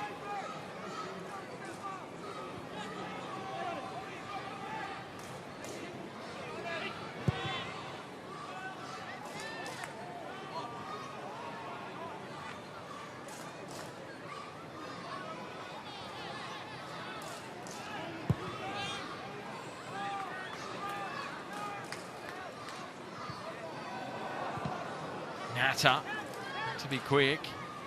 Kelly Heald got up, but Stamatolopoulos nods it out to Ingham. Bahadur asking for the pass. And there it is. Status quo continues. Kelly Heald blocking off the cross and says, all right, come at us with a corner. We've got plenty of numbers in the box. Newcastle desperate to create something on the end of these chances. Had a number in this second half. Archie Goodwin came on at halftime, barely had a sight. You've got to credit Wellington as they get up, and the ball spills back post for Timmins. O'Neill. Timmins once again in a standoff with Rufer, who wins the free kick.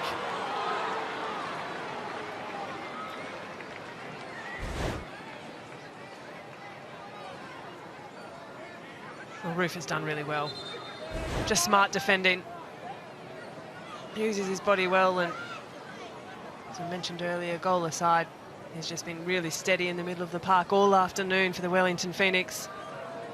Pulling the strings, just conducting the shape and the movement.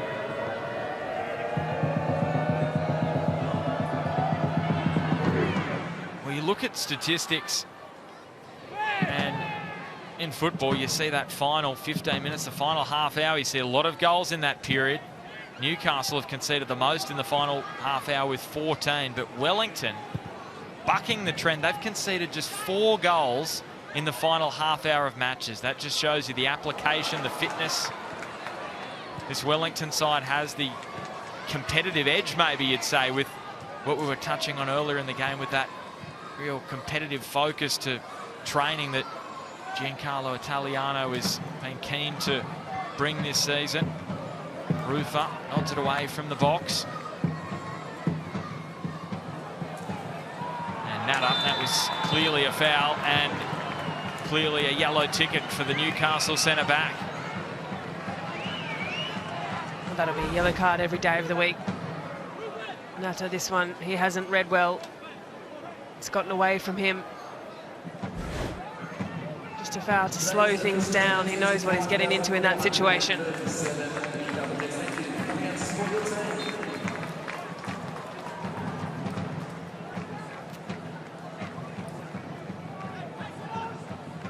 Kelly Heald and Sutton. Zavada under pressure, but linked with Kelly Heald. It just picks out the right pass perfectly to Sam Sutton. And then Barbarouses angles the ball in, and up comes the flag belatedly. Newcastle are going to play on. It was a good grab from Ryan Scott. It's been a day for the goalkeepers, as I mentioned. Just the penalty, the only goal in this game from Alex Rufer, thumped down the middle. Ingham. This could be tricky. It hit the apex. And Pennington clears it away. Paulson was just praying that it would not nestle itself in the top corner.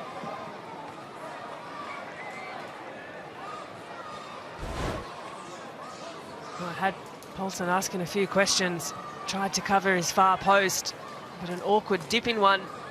Hard to judge from that kind of distance.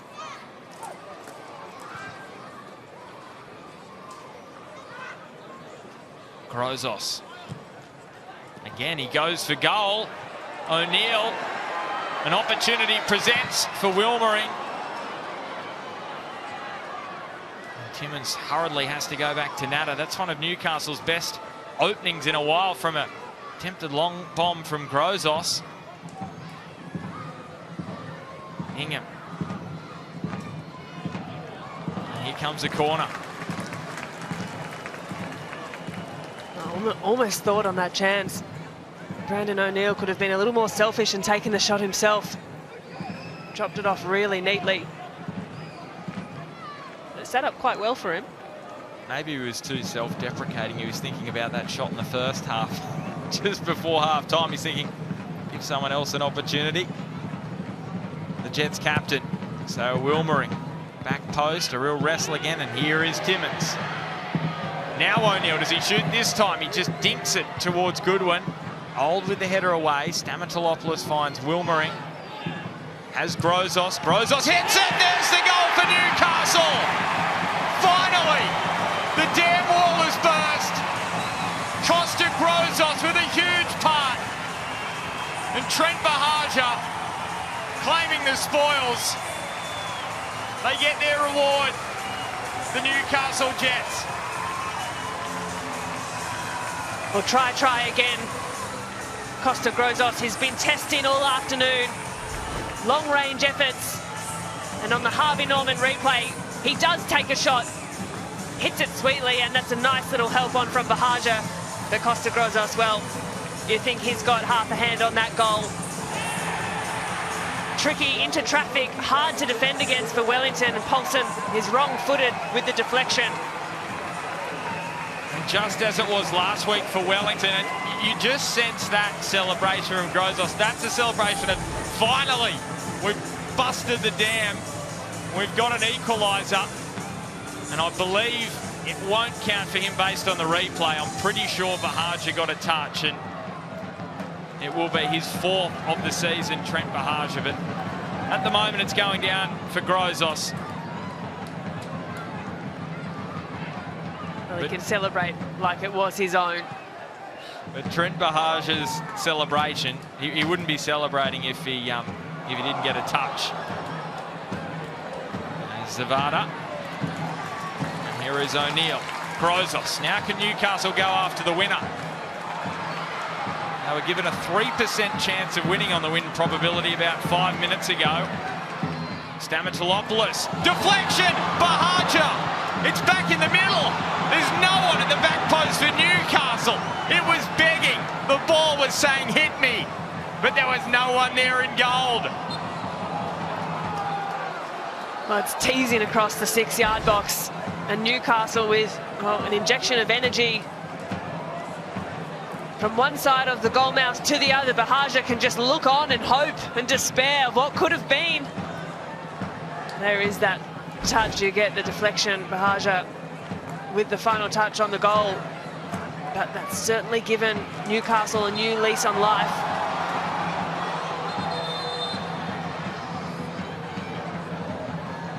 We'll just have a look here. This is the moment. Bahaja, is there a touch? Based on the reaction where he punches the air, I would say he has. But it comes down to what the referee's got. Doesn't matter really in the end. Newcastle got the equaliser. They won't care. Bahaja, the energy has been good from him.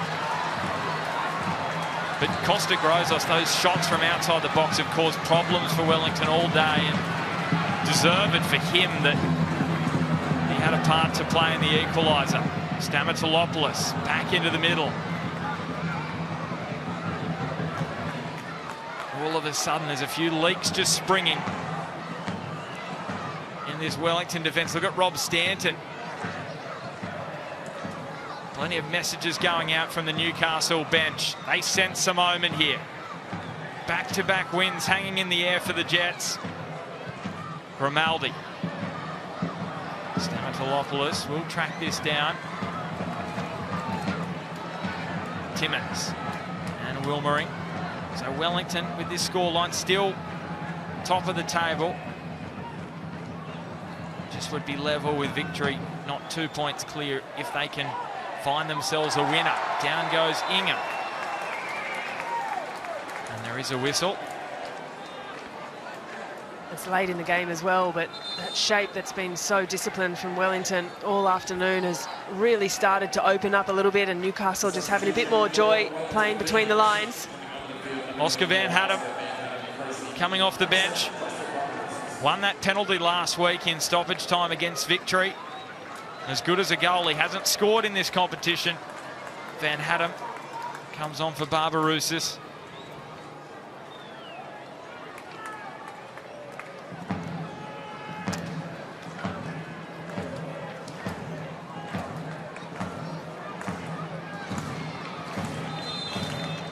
Rozos, one of the best on the pitch this afternoon. Bending in a good teasing delivery. Wellington up to the task once again. Van Hattem, that energy off the bench will be huge for the Knicks. Is there a problem here for the captain? There is. It's a yellow card for Rufer for clattering into Wilmering.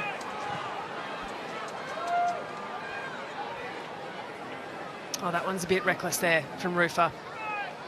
What's been an otherwise very disciplined performance across the afternoon. Maybe out of frustration, maybe out of fatigue, but just late. It's just lazy.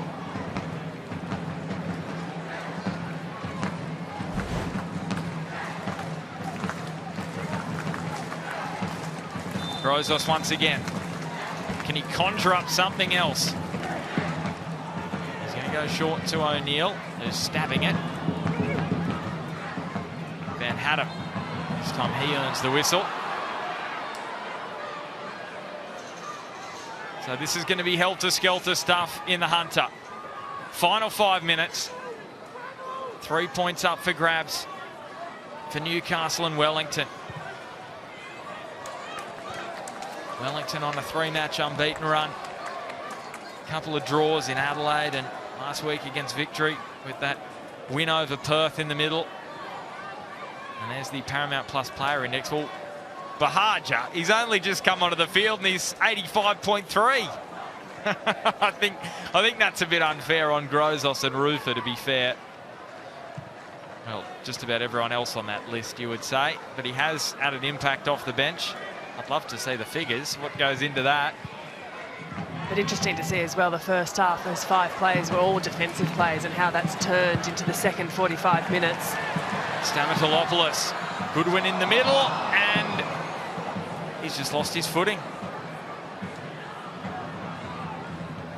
No other way to describe that. He just simply lost his footing.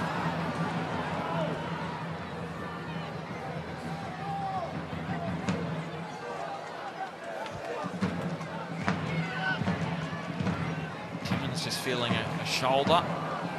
Ben Old in between the lines. Zavada, is this the moment for Oscar? It didn't take long. On return, his first match since December, and Oscar Zavada puts Wellington back in front. You cannot keep this outstanding striker down. Well, it's brilliant. On the Harvey Norman replay, the run holds it oh so well. Discipline.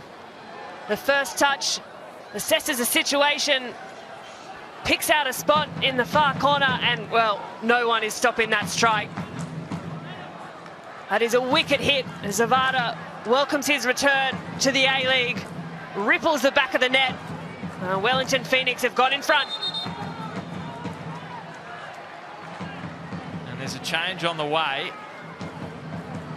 Oscar Zavada silences McDonald Jones Stadium. At the exact moment Newcastle felt like they had an opportunity to pinch all 3 points. Jason Bertomier looks as though he's going to come into the game, but not yet. 2 minutes to go here in Newcastle.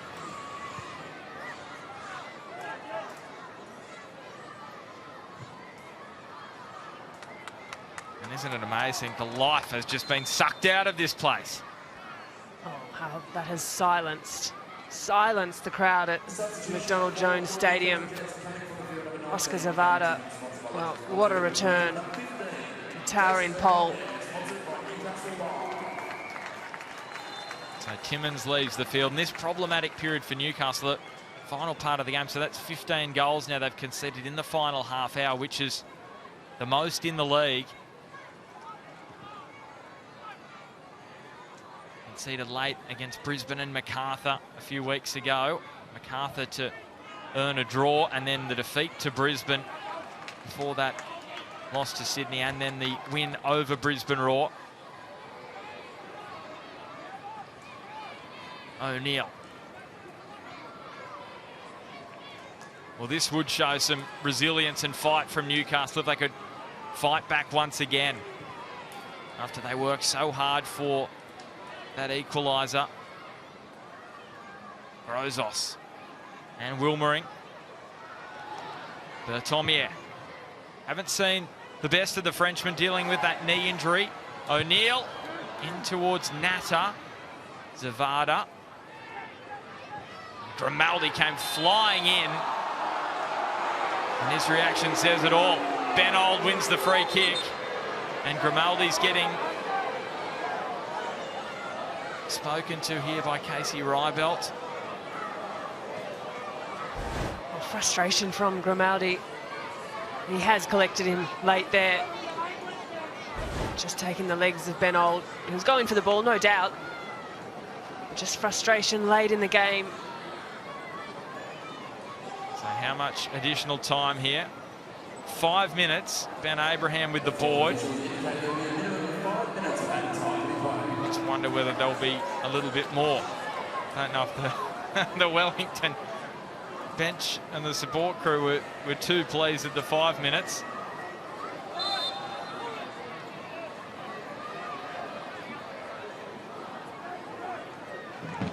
It's been a half where Newcastle have had a lot of momentum, a lot of chances going forward. Well, you'd sense this would probably have to become 6 minutes now, because 30 minutes lost before the end of the 90 and 30 seconds, I should say, lost there.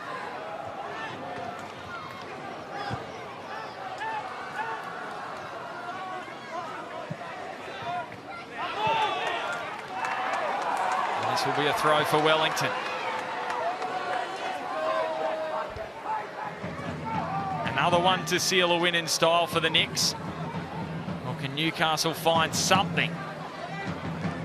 They have done so this season on a couple of occasions. Late goals against Perth on both occasions they've met this season.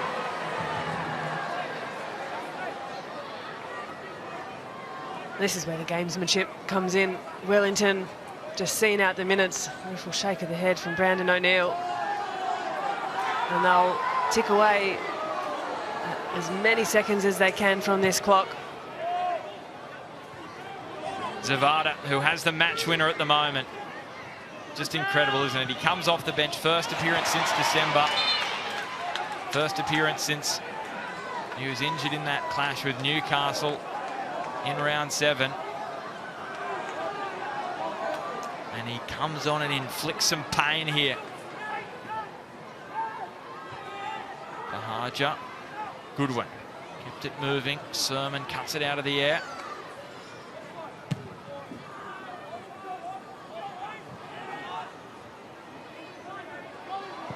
Grimaldi, he had to be quick because Ben Old is extremely fleet-footed.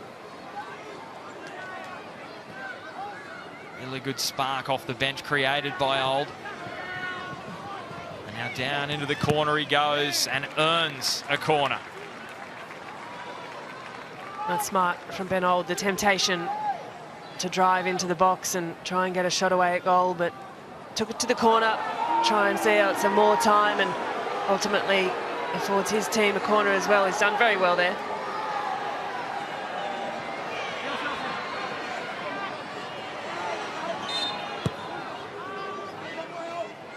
Sutton. Rufer. Swings it out in front of Van Hattem. Who can't keep it inside the line or force a corner. And now Newcastle They've probably got a couple of minutes here. You'd expect probably a little bit more than the 5. And Grimaldi, the long raking delivery out to Berthomier.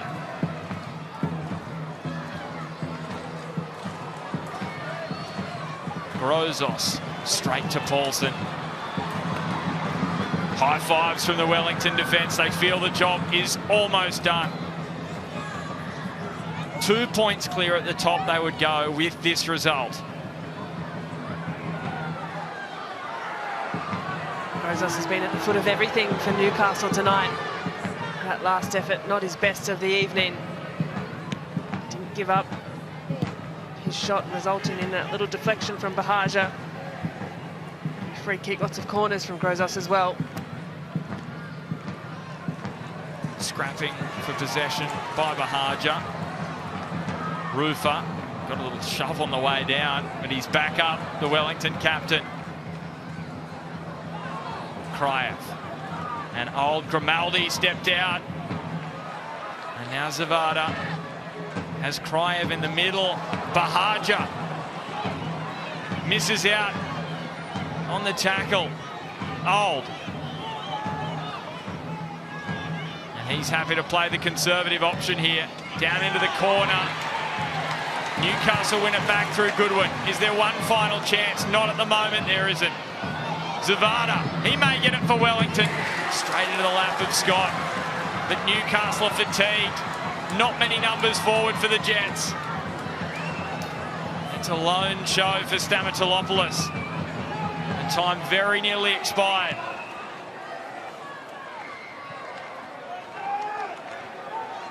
How much time does Casey Rybelt add on? It's basically one of the final plays of this match for Newcastle. Wilmering, you can see the fatigue. Stamatolopoulos down on his haunches. Natta.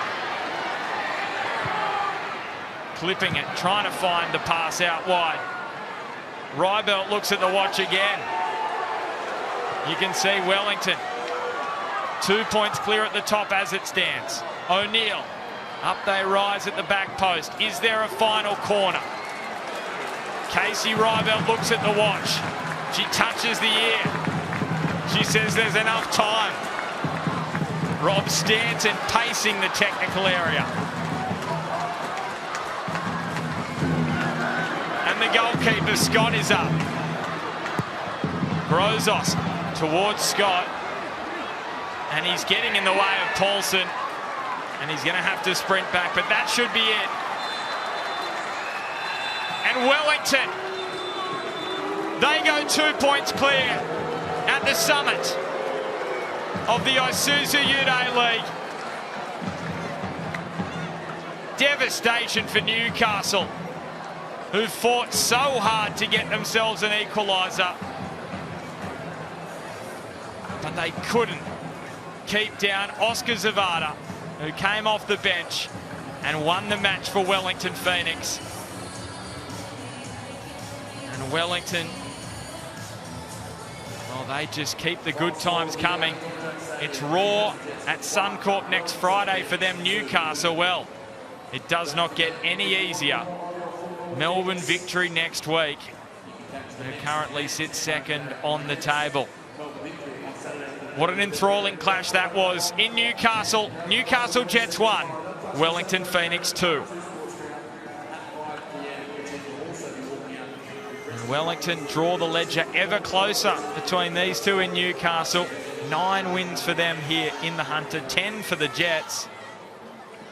And what a wonderful season it has been for Giancarlo Italiano's side. Rob Stanton's been back to the drawing board. Another late goal frustrates them. You sense it's just those kind of moments, winning those kind of moments in matches, which is just eluding the Jets at the moment. And Wellington, they are finding ways to get results this season. Let's get some reaction now with Tristan. Thanks, Ben. Yes, I'm here with Oscar Zavada, the match winner.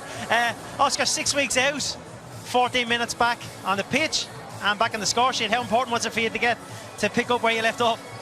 It's amazing to come back in such an impact like goal. I'm very happy that we won. We are on the top of the league. Amazing effort from the team, good pass from Benjamin Alt to me, good finish, but in general also like we suffered in this game. We played good. I think we surprised them with our 5 defenders in the back.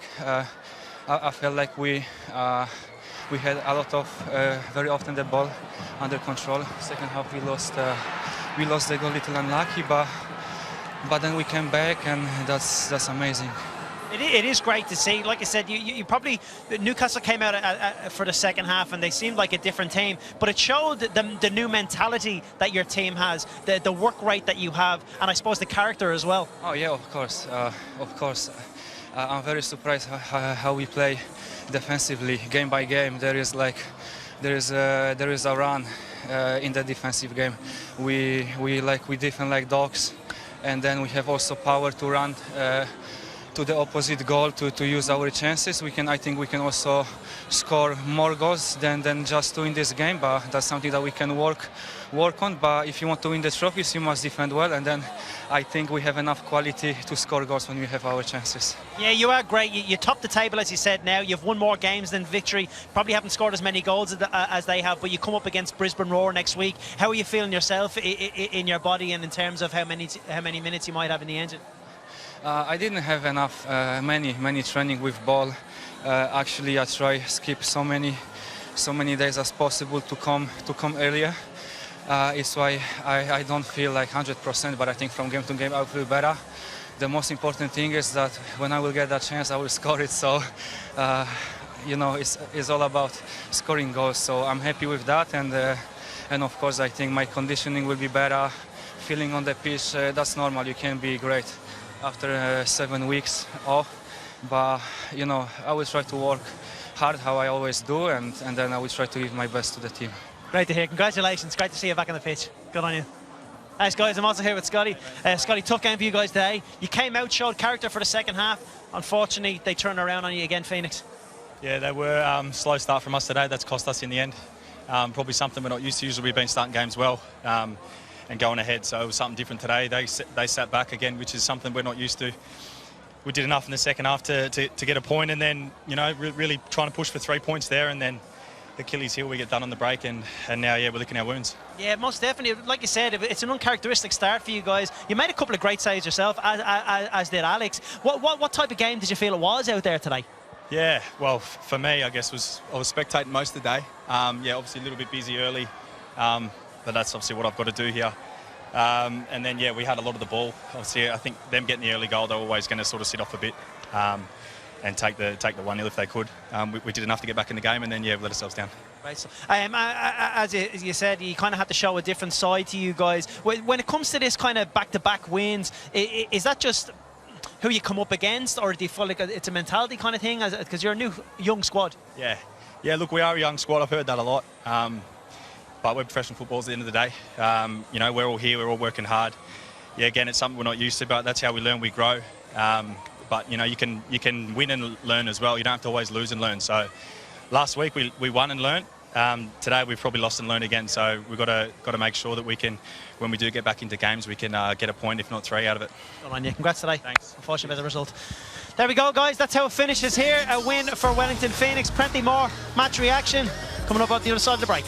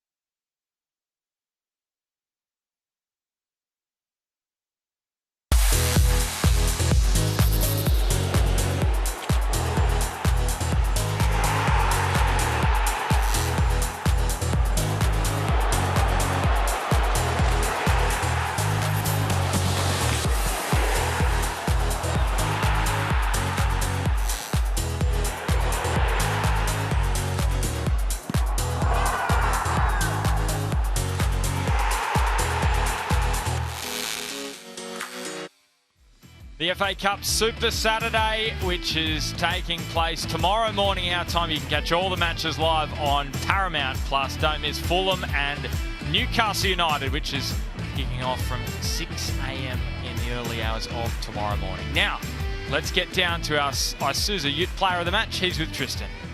Thank you for that, Ben. Yeah, I'm here with Costa Grossos.